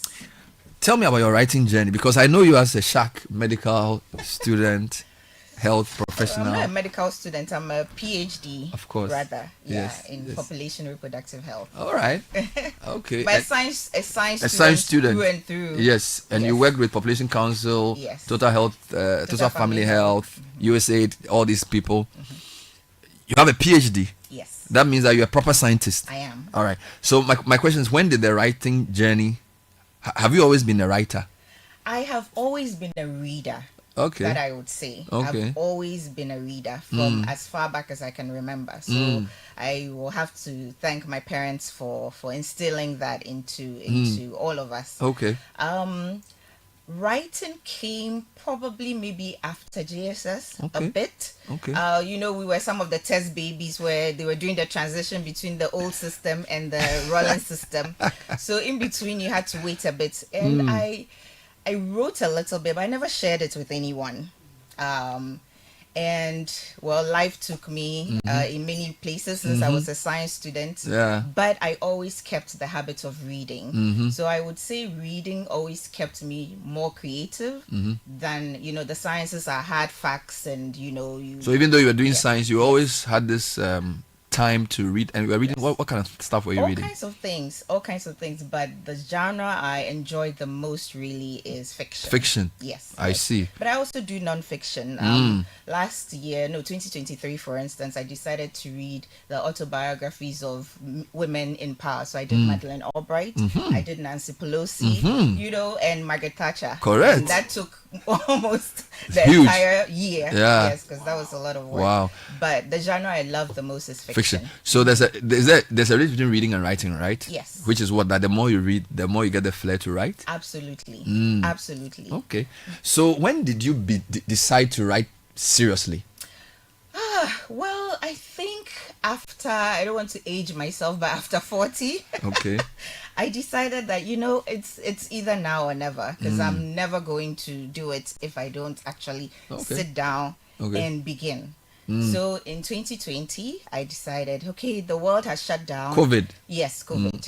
We have a little bit more time on our hands now. Okay. Let's think about what's really important. What is my passion? And I just sort of channeled it into this. So the reset of COVID gave you the time to. Yes. And also, I guess, as you said, where you had gotten to in life, things that. So which means writing had always been important to you. It has. It has. Certainly. But you hadn't made the time because of your busy schedules. Yes, this work you see took 5 years because we're working. 5 years. Yes. Oh my God. The quality of the book. It's amazing. Yeah, and I'm impressed to know it's published here. It's really good. Yes, it is. 2 bloodlines, 1 buried truth, a legacy that won't let go. And this, I don't even know where I should read it, but this is like a small blurb. Dana Norman, was it Dana? Dana, yes. Has always known and remembered the story, the brutal killing of her great-grandfather, one of the ex-servicemen shot on 28th February 1948 in colonial Ghana. But when she uncovers her great-grandmother's diary, Dana begins to see the past and herself through new eyes. Zachary Imre, a Kenyan sculptor, running from his own grief, arrives in Ghana seeking solace. But he is tied to that same history by blood. His great-grandfather was the British colonial officer responsible for the 1948 events. Don't tell me they meet and fall in love. Don't tell me. Don't tell me. You never know. As secrets surface and desire deepens, Dana and Zach are drawn together and torn apart by the weight of betrayal, guilt, and a history neither can escape. The 28th February House is a moving story of love, legacy, and the courage to face the past. Amazing. So this is fiction, but rooted in some historical events. Yes. Where do you get this idea from? I've always been a history aficionado. I don't know why. Like I said, although I was a science student, that's why we shouldn't limit our children at all, and box them into this square or that square. You can do everything, and you can always pursue your interest. If you're creative, in any way interested in music, arts, literature, what have you, you can still do both. Or if you're in that lane and you're doing literature and the arts, you can also pursue the sciences and learn about things. The SHS system didn't help us because the A-level system you could actually combine. Of course, a lot of parents these days do Cambridge, which allows you to combine pretty nicely. So you like history even though you were science. Yes. And so I think Ghanaian history is not told as often as we would like it to. We all know a little bit of history from history class or from social studies, and that's it. So we know the major things on the highway of Ghana's history, independence, 56, then this, then that. But we don't know the corners and all the other dynamics that happened, right? In our historical journey as a nation. So I'm not a historian. I didn't want to write a history textbook. I am not qualified or trained to do that, but through fiction you learn a lot, and so I decided to tackle lace it and also fill some of the gaps. So even though it's fiction, there are things that will be real. Yes. Can you imagine if this was made a movie? Imagine. Crazy. Where are the funders? You never know. I like it. But writing is not just putting pen to paper, right? You need a whole ecosystem. So when you decided to write in 2020, was it just let me just put something on paper, or let me go the full journey? Just talk to me about how that, because this is now a book I'm holding in my hand, high quality one as that. It is. So yeah. So I began putting things down. I had a structure of the story in mind, but of course it's unfurled or unfolded in me in different ways. So I did not have the end in mind, but I knew sort of the general direction in which I wanted to go, and I had a skeletal outline. Yeah. For it, and I think that guides you. So even in like essay writing, fiction, what have you. I like the idea that you may not know the end, but you have to start. You have to start, yes. And I also had to do my research. Okay. So yes, you have to know the facts of the story, although we're, creating a world, an alternative world through fiction and storytelling. I also had to have the facts in mind. So I did a lot of research. I listened to Colin Imray's speech that is online. You can listen to a lot of work from archives. That also helped ground the story in, the facts of it. So yeah. Kapioko, I just opened a page, chapter 28. By the way, this is over 400 pages of pure gold. The ceramic box sat on the table like an accusation. And you see, the thing about these kids is that when you listen to this, all the figures of speech are nicely used. So it's very immersive as you read, right? Dana hadn't moved it since the day Ediniko placed it in her hands at the bank, and she had brought it home. She could still hear his voice. Be careful with whom you share the missive. The words had clung to her all week. This morning, alone in the living room, she felt restless. She reached for Ceci's diary. The leather-bound pages felt softer now, worn further by her fingers thumbing through them over and over. She turned to the entry where she had left off. March 1950. So then there's a whole recollection. I can even imagine. The envelope came today, postmarked from Nairobi. No letter inside, only a receipt, a remittance from Colin Imray. I did not need words. The act itself spoke. He had taken my Anan, shot him down without hesitation, a man he once called comrade, a man who trusted him and had obeyed his orders. I've hated him. I still do, but I understand what this is. A man trying in his way to pay for a debt he cannot clear. The first payment will go towards keeping my daughter fed, toward keeping a roof over our heads. I will accept it, not as forgiveness, but as my survival. I will not call it mercy. Dana stared at the page, her throat dry. She reread the entry, slower, tracing the words with her finger. Colin Imray, she knew the name well. The British superintendent from 1948 events, the one whose bullets had shattered her family's history. Hey! Wow. Madam! Bernard, you're a great reader. You're really bringing it to life. The only achievement I have to my name, when I was in university primary school, I was the class reader in JSS 1, 2, and 3. Okay. So usually when they are doing English and then Mrs. Adamunto or Mr. Usu comes and says, today we are going to read. Somehow when I read, people understood it. Yeah. So maybe that's why I'm doing the job. See why. Yeah. I know, right? I was their class reader. So this journey, did you get any formal training in writing? Because this is professional writing. So no, I do not have formal training in writing, but creative writing gives you some leeway, right? But after I wrote the manuscript, I had to test it out. I had 2 beta readers. Okay. Like you develop a product, you have to do some product testing. So they read it and were very helpful in, some of the more technical writing aspects, like, character development, their arts and so forth. But reading itself gave me, because I've read uncountable number of novels, and it gave me ideas of how people write, of how successful writers have written. So that certainly. So did you do you have a published or self-published? I self-published, but I do have a printer, and it's Dafoko. Yes. Dafoko, you know who that is. when I ran for elections on Legon campus, he did all my posters. You see, so he's been in the game for a long time. He's a very good friend of mine. He was my mate in secondary school. Yes, Daniel Foster Kokroko. This is amazing. Apioko, this is incredible. It is, and I had the privilege of being one of the first people to hold the book and read it. Wow. And I conducted Demi's author chat during the launch of the book. So, wow. Bernard, you've just experienced the surface of the entire. I want the part they fell in love, and then I can see how their love will be tested by the discovery of the history and the conflict. So it's a beautiful Ghanaian love story. I love it, man. But that of course spans. Where can we get copies? You can find copies at Kingdom Books, both their headquarters and the one on University of Ghana campus. Then also online at Rogale Books and Readers Hub. So if you go to Instagram, Readers Hub Bookstore, you can get copies there. What's your advice to our young writers who are attempting to begin their writing journey with the literacy challenge? This is not non-fiction. This is a serious topic, right? But what's your advice? How should they approach this?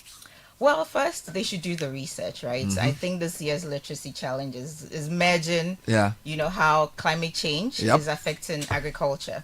So they'll have to understand climate change and the agricultural terrain, the facts, the figures, the numbers, and all of that. But I think 11 to 15-year-olds now are very tech savvy. They're very good with their iPads and their computers and all of that, much better than we are, I am. So getting the facts together shouldn't be a problem for them at all. Then we believe in our young children, they can actually find innovative solutions. And I'm sure the judges, you guys are really looking forward to reading what kind of novel ideas they have. We were trained in a certain way, our brains are fixed in a certain way, but they have their neuronal synapses still forming, and so they can come up with ideas that we have not even thought about. So just put pen to paper, do your research, put pen to paper, go for it, and go for it. Really, you have nothing to lose but everything to gain. Dr. Demi lecture is incredible. Maybe on another day I'll interview you about your profession. You heard the scientist in her just come out a little bit there. And my dad did a bit of demography. Wonderful. And he used to work at RIPS. So when I see somebody who's doing anything in that area, I get interested. So one day we can have a conversation about that. But I feel like I see a few things you've said. So basically science, but writing, right? Very important. So don't say writing and the creatives is just for the arts. Exactly. A hardcore science person with a PhD can also do fiction. That's the other thing. So you can read both non-fiction and fiction, but I think it's a greater skill to write fiction. It is. It's a greater talent to attempt to do fiction. So for that, congratulations. And then for the young writers listening, let's start this journey with the literacy challenge. And even if you decide that you're not going to be a writer in future, the idea that you can, at age 40, say, hey, let me do a book, and it will come out this nice, tells you that there's nothing that you can't do. So put pen to paper, in not less than 600 words, discuss the effects of climate change on agriculture. It's the literacy challenge, stage 1. Identify challenges that this climate change poses to the country, and then suggest practical solutions. Appioko, this is incredible, right? It is. Oh man, Demi, you did form. Everybody needs to go and get Now my problem is if I start reading, I can't stop. Well, that's my problem. We all have the same problem. That's a problem. Right? That's a problem. So I don't know. I wish I could just read one chapter and wait. But you know what I've started doing? Tell me. Because that is my problem. Some people have the problem of not being able to read. Ben and I, and you, Demi, we have the opposite problem. So I schedule my reading. When the 1 hour or the 2 hours have elapsed, they have elapsed. It's just like giving yourself. So the reading time is this specific time. Yes. And I want to advise people who struggle to read and even to write. So you have the skill, but you say, I don't have time. I tell my mentees all the time, read a line a day. Okay. Once you start reading the one line, you end up doing a paragraph. Write a line a day. Once you start writing, you do a verse. If it's poetry, you do a paragraph. If it's read a line a day, write a paragraph a day. And chant a psalm a day. Chant a psalm a day. Thank you, Dr. Demi Priscilla Lecture, a global health professional, author, and founder of Legacy 28 Press, author of The 28th February House, a book I can't wait to get into. And of course, under the auspices of our conversations around the Literacy Challenge. See you soon. All right, see you. Thank you very much, Bernard. Yes, please. Time check is 9:23. We're still on Citi Breakfast Show. After we come back, Academic City. They have some very interesting things to say to us. And don't forget, this show is live, 054-998-6996. And if you want a solar system for your home at an affordable rate, don't forget, I have a big interview on that coming up soon. Stay with us. This is the Citi Breakfast Show, the city's biggest conversation. Always busy on the go. Tap the app, you're good to go. Big dreams, little time. There's a boat for you to ride. Every single time, yeah, yeah. While the errands don't link up or more, hop in a boat and get out and explore. There's a boat for you to ride, yeah. Make moves with boat. Use code Keep Moving 50 for 50% off your first 3 rides. Download the boat app now. Make moves with boats.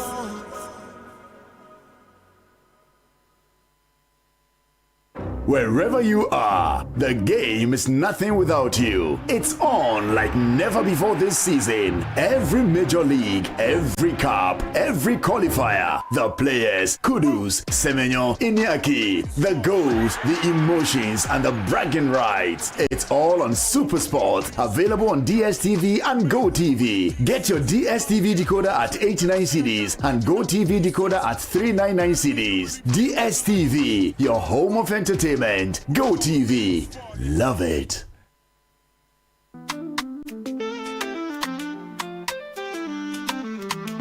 On the go, night or day. PBL app is the easiest way. Bank secure, bank with ease.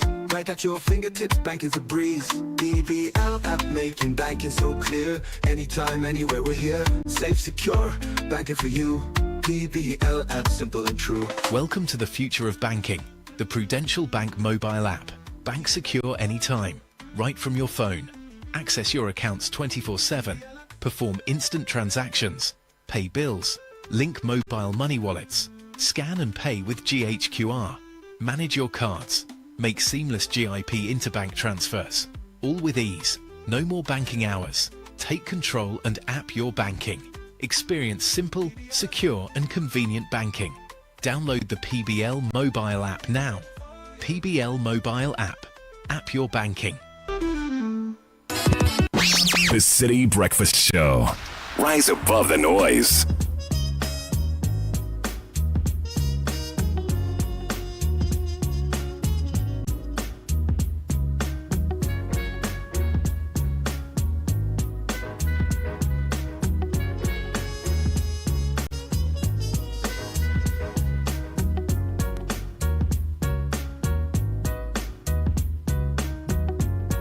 It's 9:26 on the City Breakfast Show. It looks like today all the scientists in the world have come to the studio. I just finished with one. Another has joined. Engineer Dr.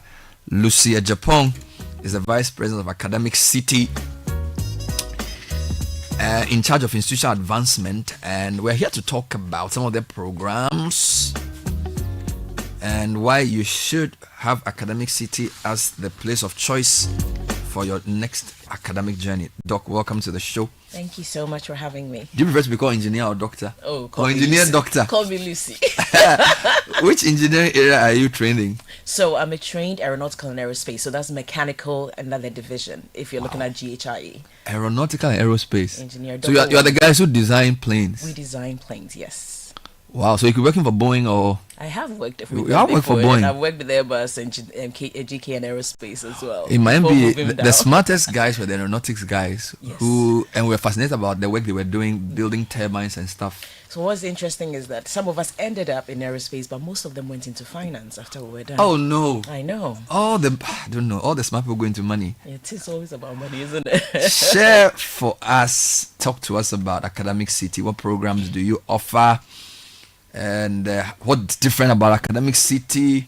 And basically, let's know. So Academic Citi University, we got chartered in December. Woo-hoo. Correct. No longer college. Hey, we're no longer university college. We're a full-fledged university. Mm-hmm. And right now, we are known as a STEAM-focused institution that is looking at future-ready programs. And when we talk about future-ready programs, we mean programs that are preparing our graduates for the job of the future. And if you're looking at all around us, everybody's talking about AI. Everybody's talking about cybersecurity. Everybody's talking about those kind of courses. So we offer that Academic Citi. Some of our programs that we are very excited about, we just this year graduated our first ever robotics engineering graduate, our first AI graduates, which I have to say, the whole sub-Saharan Africa, they are the first graduates to do it an undergraduate in this part of the world, and we've just graduated them this year. But we do the normal courses as well. We do general engineering, mechanical, electrical, robotics, biomedical as well. We offer business administration courses, and a lot of people go, "Why are you offering business administration when you're a STEM-focused institution?" And currently, we are trying to infuse new and emerging technology. So it's very data-driven, AI-driven. We also offer communication arts, and as well as AI itself, computer science and information technology. But that's not the only thing. Now that we're chartered, we're in the master's territory as well. So now we offer a master's in data science and analytics. And then we also offer a master's in cybersecurity and forensics as well. And the future is truly exciting. I know I was listening earlier on to your station, and you're talking about we need to have the skills in-house to do drone technology. Watch out for this. Give us about a year. We have so many exciting programs coming up. And that will be launching. So when I see the blend, I can see the STEAM working, right? So I see the arts and I also see the engineering and math. Exactly. And it's infused together and it's very deliberate. We recently went through kind of like a curriculum review to revamp our courses that are over 5 years old, because technology is rapidly advancing, and to infuse more technology within them. So accounting, include a bit of accounting and forensics, include digitization a bit more, and be more intentional about it. Walk us through what teaching and learning typically looks like at Academic Citi, right? So how do you structure your classes to make them different from other universities? So Academic Citi is all very known for being hands-on and practical. So you tend to see that a lot of our courses has this practical element to it. So I mean, you're doing a class for 2 hours, and that same week you have to do the practical element. So it's teaching through learning, particularly for the IT and computer science courses. All that classes happens in the lab. So there isn't, I'm teaching you something on the board and you have to go and practice later. It's all infused, the hands-on. But what we do with the undergrad is that we make it contextual, so our examples are relevant to our community, relevant to our community, and then they practice that way. But what's different with the masters is that the masters is taught through projects that exist for industry. So that is slightly different. So whereby we take up challenges. So the masters are structured in a modular format. So if we're teaching you this in data science, and you go to industry and say what is the problem that they are tackling. So by the end of each module, we're coming up with a solution on the master side. Easy. We're talking to Engineer Dr. Lucia Japan, Vice President of Academic Citi. Great things they're doing. Let's talk about the job market. So I noticed technology, leadership, entrepreneurship, those seem to be the three key areas. How does this give your students the extra advantage in today's very competitive job market? Exactly so, because I think when people go out there to work, there's a book knowledge. A lot of people have a first class or 2-1 or 2-2, but what sets them apart is being able to be a leader, to be able to identify that there's a problem and being able to come up with an initiative. Within all our courses has leadership embedded, we have entrepreneurship embedded, because we want our students or our graduates to go out there and see a problem and not be faced by it, but rather think it's an opportunity for me to come up with a solution. So they take compulsory sessions in entrepreneurship and how to churn these ideas into real solutions. So even if you don't find yourself in a job, what can I do differently? Are there challenges around me that I can put my mind to it to create, or to at least create, to come up with a solution? So you tend to see that our graduates, when they go to industry, and we have industry feeding back to us, they are different because they think differently. They challenge when they have to, they listen when they have to, and they understand being in a professional environment and how to get it done. Do you have an example of a recent graduate or undergraduate or somebody whose journey really shows the difference your approach makes? Yes, I'll use and I have many examples, but I'll use Wisdom Mahami's own as a classic Wisdom example. Mahami. So Miss Wisdom was one of those that we actually ended up giving a presidential scholarship because he was quite bright, but then didn't necessarily have the means to be able to afford the fees. And Wisdom in school did amazing things. I don't know the last time he came to Academic Citi, but he was the one that ended up building 1,000 egg capacity egg incubator, which currently there's about 5 of them in the north, employing over 50 people. Serious? With over 80% hatch rate. But he himself... No, take your time. Say the whole thing again. Let's see. So whilst he was in school, they built the first one was a 300 egg capacity incubator, which rotates the eggs automatically and then gets even Wow. distribution of heat. And then he scaled up to 1,000 air capacity incubator. Wow. At our recent graduation, when Sir Sam Jonah came over, he said he's actually interested in investing in one. He currently has 5 of them in the north. Serious? That is fully functional. But he himself, aside that, and aside also having a goat farm, is currently... He has a goat farm. He has a goat farm, which he actually works together with Professor Fred on that. Wow. But he's employed with Fortress. Fortress is a robotics company within Ghana. Hey. They do a little bit oil and gas, undersea shore robotics and stuff. Okay. And when he got there, it was quite interesting. He was able to use his entrepreneurial mindset to solve a problem which the Chinese people at that organization were doing. Hey. Within him being there within less than 6 months, he was promoted to be a manager. And now they constantly come to Academic City for more graduates. Wow. I think we have about 6 or 7 graduates working in Fortress as we speak. No kidding. I'm not kidding. And this guy came in on scholarship. He came in on scholarship. Wisdom Mahami from the north. What did he study? He studied electrical and electronics engineering. Wow. Yes. And this is engineering in action, essentially. Yeah. Let's talk about AI and tech Yes. and how it's reshaping so many jobs, and whether your programs are essentially preparing students to cope with these changes in our world. So from Academic City, since even when I joined in 2019, we have always included new and emerging technology. So we included programming with Python, which is the foundational basis that you need for AI. All our students do technology and society, where we introduce them to new disruptive technologies and what they look like. So it's always been embedded within what we are doing, and to keep you relevant. But aside that, we are now being a bit more intentional about rolling them out as individual courses by themselves. Okay. That's why we talked about the AI undergraduate program. We are looking at fusing it with data science, so now you can come and take an undergraduate in AI and data science. We are also including so many hands-on certificate courses alongside these programs as well, so that we're getting our students ready for tomorrow's world. Because we all know that the jobs of tomorrow don't look anything like the jobs of today. And if you want to remain competitive, you need to understand these tools. Now, there are two trains of thought when it comes to the use of AI. There are the people who use AI, like all of us, people that are using ChatGPT, people that are using Meta AI, all of those who are users of technology, which you need to know how to use. So we'll give you essential skills. But more importantly, we want the people who are the back end, Correct. who are coding, so that it's reflective of the environment that we live in. I mean, ChatGPT is becoming upgraded because it's constantly being tested. But where is our own version? I know that there's Kwame AI and other things that people are creating.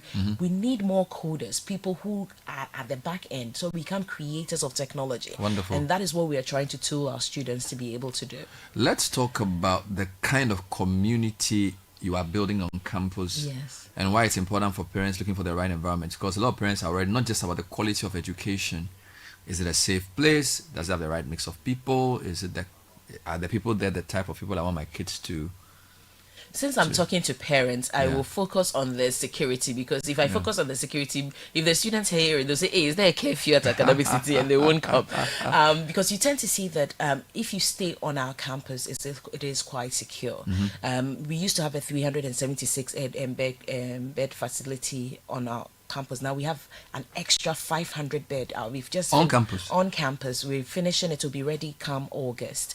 To be able to house more students on campus. So almost 800 students can stay. Almost on campus. 800 students can stay en-suite, air conditioned. Wow. If you want it. Wow. If you want to use fan too, it's okay. Wow. It's available for you. Wow. All on campus to provide this whole sense of community. There's going to be shops, laundry places to use as well. But I think what is more important about the community at Academic City is what the students get up to. When you're on campus, you have access to the labs 24/7. So they are constantly creating. You don't always have to do it in the classroom, but outside the classroom, in the recreational center, they get an opportunity to explore. But we make sure that they are protected, they are safe, there's a clinic on site and everything as well. Wow. Let's talk, as we wrap up, about the kind of partnerships you have with industry. Yeah. Because I'm sure a lot of people are looking for internships, international exposure and that kind of thing. So let's talk a bit about that. So we are very deliberate when it comes to international internships and exposure. I remember that at Academic Citi, we, as with a lot of other universities, the third year, everybody has a compulsory internship. Right. But at Academic Citi, you start doing your internship from year 1. Okay. So if you follow through as this is required, by the time you graduate, you would have done 4 internships. Okay. To give you an idea of the job that you think you want to do, is that realistic? Or to try your talent in other places that you never thought was possible.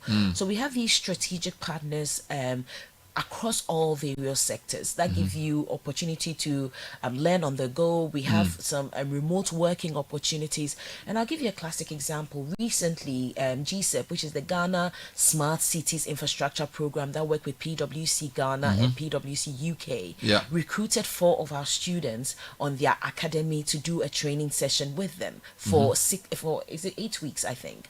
And at the end of it, I was even invited to sit on their final presentation, which was presented to both PwC UK and PwC Ghana, and they were blown away by our students. Even PwC were saying, oh, as an accounting firm, we didn't know that biomedical engineering students can have such an impact, because they were able to connect what they were doing on the smart cities and sustainable cities to their field of work. Wow. So there's so many opportunities. You find us across all the various bank sectors, across all engineering firms, and we are very deliberate at that. So we sign a number of MOUs. After we've sent a couple of students, once you like the way they work, then they reserve a slot for us year on year. Wonderful. Which gives our students an opportunity. So let's come to the final point. Yes. So now we're listening. We say, okay, I think I want to visit Academic Citi. I want to apply. When are you admitting students? What's your advice to parents listening right now, whether they should apply? And is there a window opening? Yes. Let's talk a bit about that. So admissions is open now. Before I jump into that, one thing you did ask was international. Yes, please. So we do exchange programs as well. So our students have been to Dayton, they've been to Fonties, Netherlands, and those are all embedded in the course. Dayton, Ohio. Dayton, Ohio, yes, definitely for the engineering guys, and then the business students have been going to Netherlands, but we are constantly exploring. Admissions is opened right now. We are looking. We have usually 2 intakes. We have the September intake and the January intake. So the September intake usually is targeting those who are doing A levels, IB, American curriculum. That our results are out now. Please go to our website, which is www.act.edu.gh, or call our number on 026-542-3557 to apply. My encouragement to parents is that when your child comes to Academic Citi, when they leave as people who are about to add value to their society. So I encourage it. If you have WASI and your results are already out from last year, you were taking a year out, we'll be happy to receive you as well. Wonderful. But reach out to us and we'll guide you through the whole admission process. This sounds incredible. So the number is 0265-423-557, or just go to act.edu.gh. That's the one. And the city is with a Y. It's Citi with a Y, not Citi FM. People have redefined city. No, but this is great. I mean, look forward to visiting one of these days to see the campus. Very beautiful campus, not too far from Legon. Yes. And Academic Citi is really a fully fledged university now. Yes, please. Congratulations on charter. Thank you so much. Engineer Dr. Lucy Ejepong, Vice President, Institutional Advancement at Academic Citi. Always good to talk to you. Thank you, sir. Wonderful.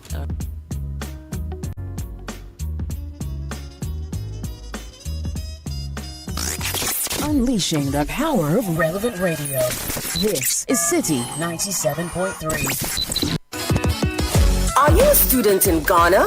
Are you 11 to 15 years old? Are you ready to write, think, and analyze your way into hearts and minds and straight to the top? Then it's time for you to get ready for the Literacy Challenge 2025.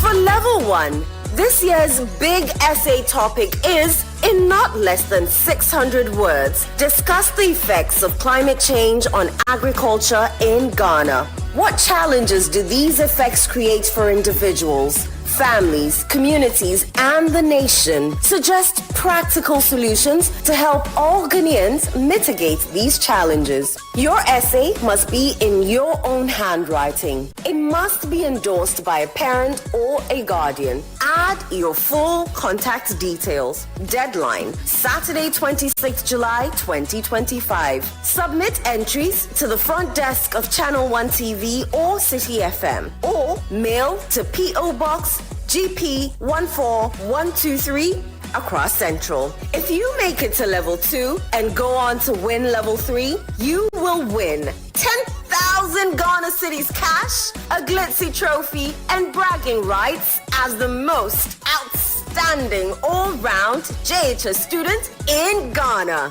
So, get writing and show the nation what you've got. For more details, call 0205-973-973. The Literacy Challenge 2025 is powered by Citi FM, supported by Channel 1 TV, and is sponsored by Belmu and GB Assessment.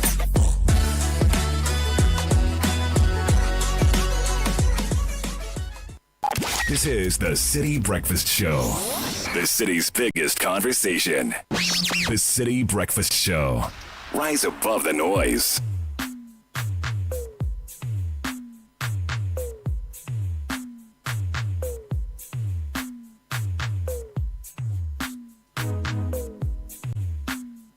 It's quarter to 10. Citi Breakfast Show. Welcome to Seamless Banking with Prudential Bank's mobile app. Perform instant transactions, link mobile money wallets, scan GHQRs to pay, manage your cards, transfer money between banks, and do so much more. Download the Prudential Bank mobile app now from the App Store or the Google Play Store, the Huawei App Gallery. Visit the Prudential Bank website on social media for more information. All right, let's talk about Translight Solar, Ghana's leading solar tech and smart energy management company. Simply to make reliable solar energy affordable to all through top quality products. Now, they also have a digital financing platform, an IoT powered energy management system, and exceptional customer service. So it's the gift that keeps on giving. So to talk to our CEO, Kobna Nyante, back after a long break. Welcome to the show. Kobna, I think, I don't know, the time you were very busy here, 2014, 2015. That's right. That's when I used to even come for the Saturday programs. Yes. You actually got me my first solar system in 2015. And I'm happy to announce it's still working well. That's very good news. That's a good way to start. Yeah. And Robert Kojo Ohin is the sales and marketing manager. Robert, welcome to the show. Thank you, Bernard. So let's talk about Translight. We have a few minutes. So let's talk about your story and what you do as your core operation. So, good morning to all your cherished listeners. So, Translight, we started with a very simple belief. Way back in 2014, it's a fully Ghanaian-owned company. And we started with a simple belief that permanent energy or uninterrupted power from clean energy sources should not be a luxury. It should be affordable, it should be accessible, and it should be our lifestyle. And so we started with building all the technologies that will help us to be able to promote the idea of paying for electricity in installments, solar energy in installments. And we do both residential solar installations, commercial solar installations, and also mini grids. Upgrade. We have some communities where we've built a mini grid where we are the main electricity company in those communities. And we have installed about 4,000 solar systems, an aggregate of 10 megawatt. And we with the current plans and having brought all our technologies together, we are ready to roll out another 25,000 solar installations over the next 5 years. That is incredible. Yes, to get to about 100 megawatt. We believe that this will augment electricity production on the grid, because when you have a lot of households and businesses producing or generating their own electricity, then they don't take that much from the grid. And then also for the businesses and the homeowners, they get energy independence. They are able to produce their own electricity. One of the things that really amazes me when we talk about solar energy, or usually after we install solar for homeowners and the businesses, they say, I don't know the thing works this way. I didn't know that the system is going to be the main source of power. It's going to be the main source of power that is generating the electricity for the home, and ECG rather being a backup. But that is what we've been able to achieve over the years, especially with the rollout of lithium batteries, and ensuring that now our battery systems can last for up to 15 years, and then also with the fact that we assemble the batteries right here in Ghana, and therefore we are able to maintain them and honor all the warranties. If it is a 5-year warranty, 10-year warranty, it's a no question asked warranty. Amazing. We are able to roll it out and honor those warranties. Now, Weto Solar can save money and guarantee an uninterrupted power supply. Explain how that works. So it's a very simple system. So when we install the solar system, it becomes the main source of power in the house. During the day, all the appliances that are connected to the solar system are the ones that are going to be powered by the free sun, the electricity from the sun. The balance of energy is stored in the batteries for nighttime use. So in the night also, you're going to get the energy from the sun, which means that two things. Number one, you become quite independent of all the electricity tariff increases because you're generating the electricity from your own home. You're not drawing that much from the grid, from ECG. So I think this year we've had 2 electricity tariff increases. So you are saving money from that point. You are not you're not going to pay. You are generating your own electricity, so you are benefiting from that. And then the second thing is that because you are generating your own electricity, you are able to manage it in a different way. We have a complete energy management system that allows you to be able to manage the energy used from individual appliances. And so, in a nutshell, the reason why you are saving on the cost of electricity is because you are using cheaper solar energy, and it is your own electricity you are generating. But here's let's put it in terms of numbers to explain it further. So let's say a homeowner is paying 1,000 Ghana cedis or 2,000 Ghana cedis for electricity for the grid. When you install solar and it becomes the primary source of power, you're going to end up reducing your electricity bill to about 200 Ghana cedis. Yes. So every month you are saving 800 Ghana cedis. And so for that 800 that you're saving, if you accumulate, you are going to get your return on investment over a period of, let's say, 3 years or 4 years, depending upon the capacity that you bought. So maybe within the 3 years, you might pay a little bit higher than what you're paying for ECG. But you think of it this way, as within that 3 years, you have obtained your return on investment and you own the system fully. You don't make any more payments on the solar system. Correct. But the system is going to last for, the solar panels is going to last for about 25 years. And the battery is going, and the inverter is going to last for another for 15 years, right? And so for all that period, you are not paying any electricity. So it's an investment. It's a powerful investment. It increases the value of your home, and you don't experience any power outage. Who is the ideal client for solar? You know, a lot of people ask this, and I say there are 2 main criteria, right? So the first criteria, that's a very good question. The first criteria is that the person wants to be able to save on the cost of electricity. And I'm seeing that movement a lot these days, that a lot of people are calling us saying that the electricity, my electricity meter is running like a horse, so I want to buy solar. I'm seeing that movement these days. The second thing is that the person doesn't want any power interruption. They don't want doomsday in their home. And then the third thing is, you know, if I have to add a third one, you know, they want that kind of energy independence, that they are in now control of the power that they generate. But if I want to break it into specifics, I would say usually homeowners, you know, business owners, especially like schools, churches. We've seen a lot of movement from NGOs, and then also old school associations who come together that they want to give back something, some project back to their school.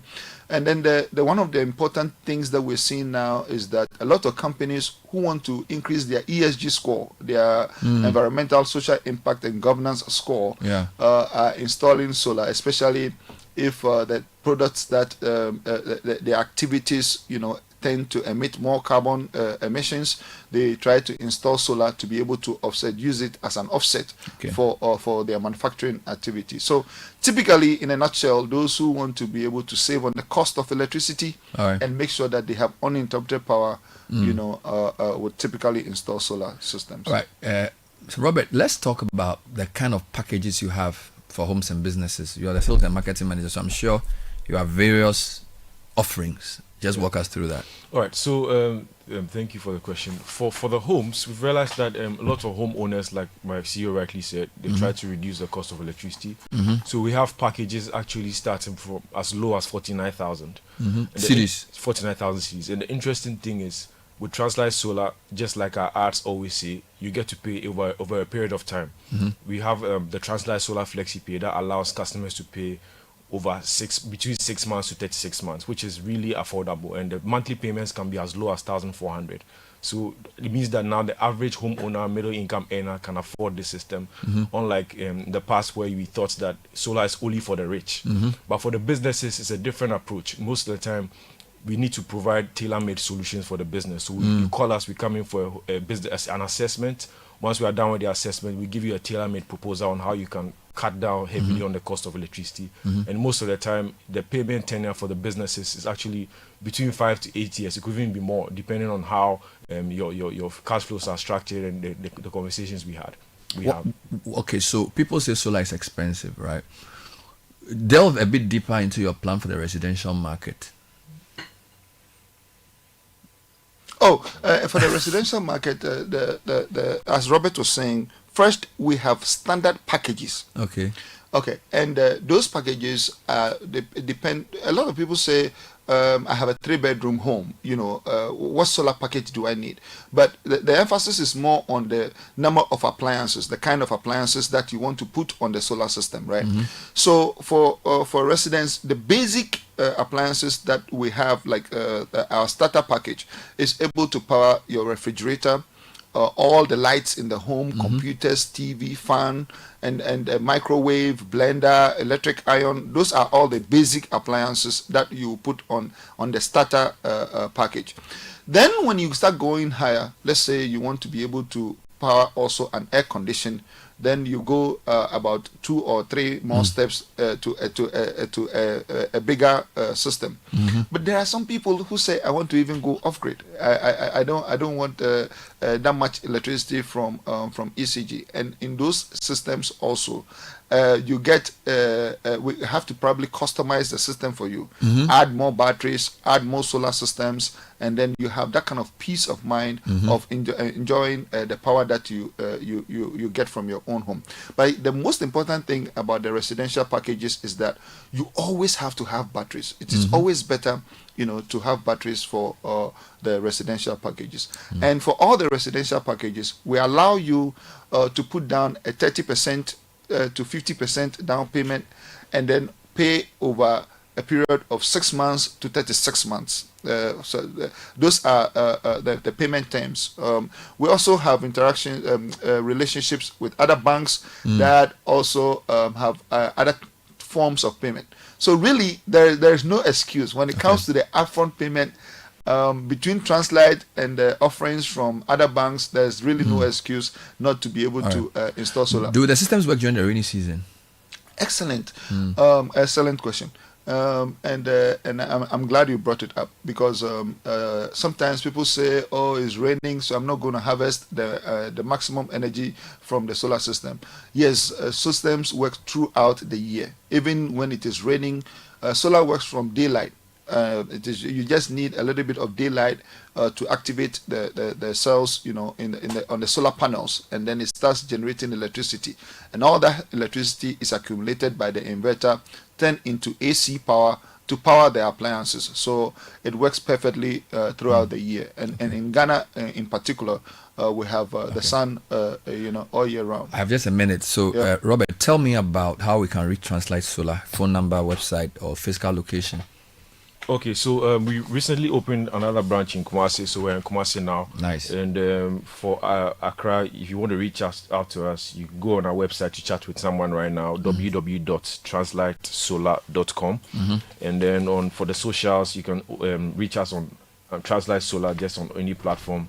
But for the phone number, if you want to get in touch, please call us on 050 424 9229 or 020 654 2454. I'll take the numbers again. 050 424 9229 and 020 654 2454. All right, thank you, Robert. Thank you, Kobina. Could you, Sky, wanted to say? Yeah. I just want to speak in bold endorsement of what they are doing at Translight, Solar, because I've done some work with them, and I've not regretted that. Wonderful. It can do a lot for your pocket, and it can transform your spaces in a huge way. Wonderful. So if you really are serious about keeping the lights on in your home, and then you also Translight. how much you want to pay on that, Go Solar. Go Solar. And Thank go you, to see the guys Sky. at, Thank you, Kobina, and thank you, Robert. Sky. Thank you very much, Bernard.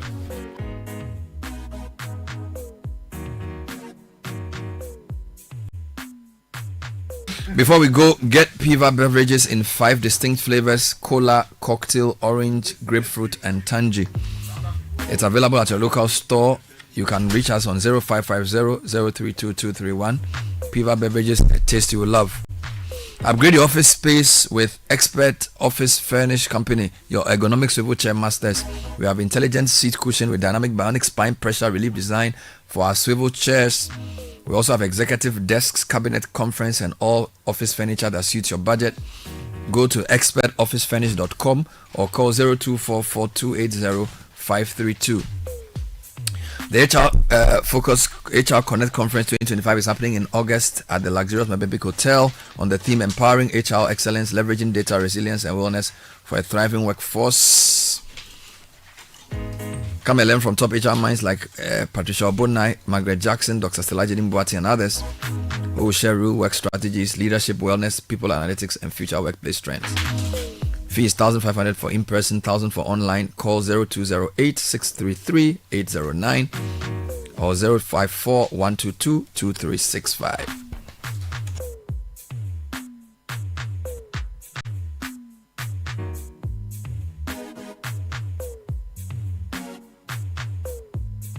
And don't forget that Nyansapo Institute STEM Bootcamp kicks off soon from July 21 to August 8 at Academic City University. Students will dive into artificial intelligence and robotics, coding, 3D design and printing, cyberspace, and so much more.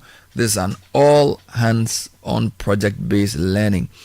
And we're bringing STEM instructors from the US as part of the first phase of the International Exchange Program, giving your child direct access to global knowledge, expertise, and mentorship from the US right here in Ghana. Limited slots available. You may call 053-711-7334 to register. Nyansapo Institute, where Ghana's future tech leaders begin. All right, time for City News at 10 with Ejubi Afia Kinting. Good morning. Good morning, Bernard. Hello and welcome to City News at 10. Coming up, President Mahama scraps fuel allowances for appointees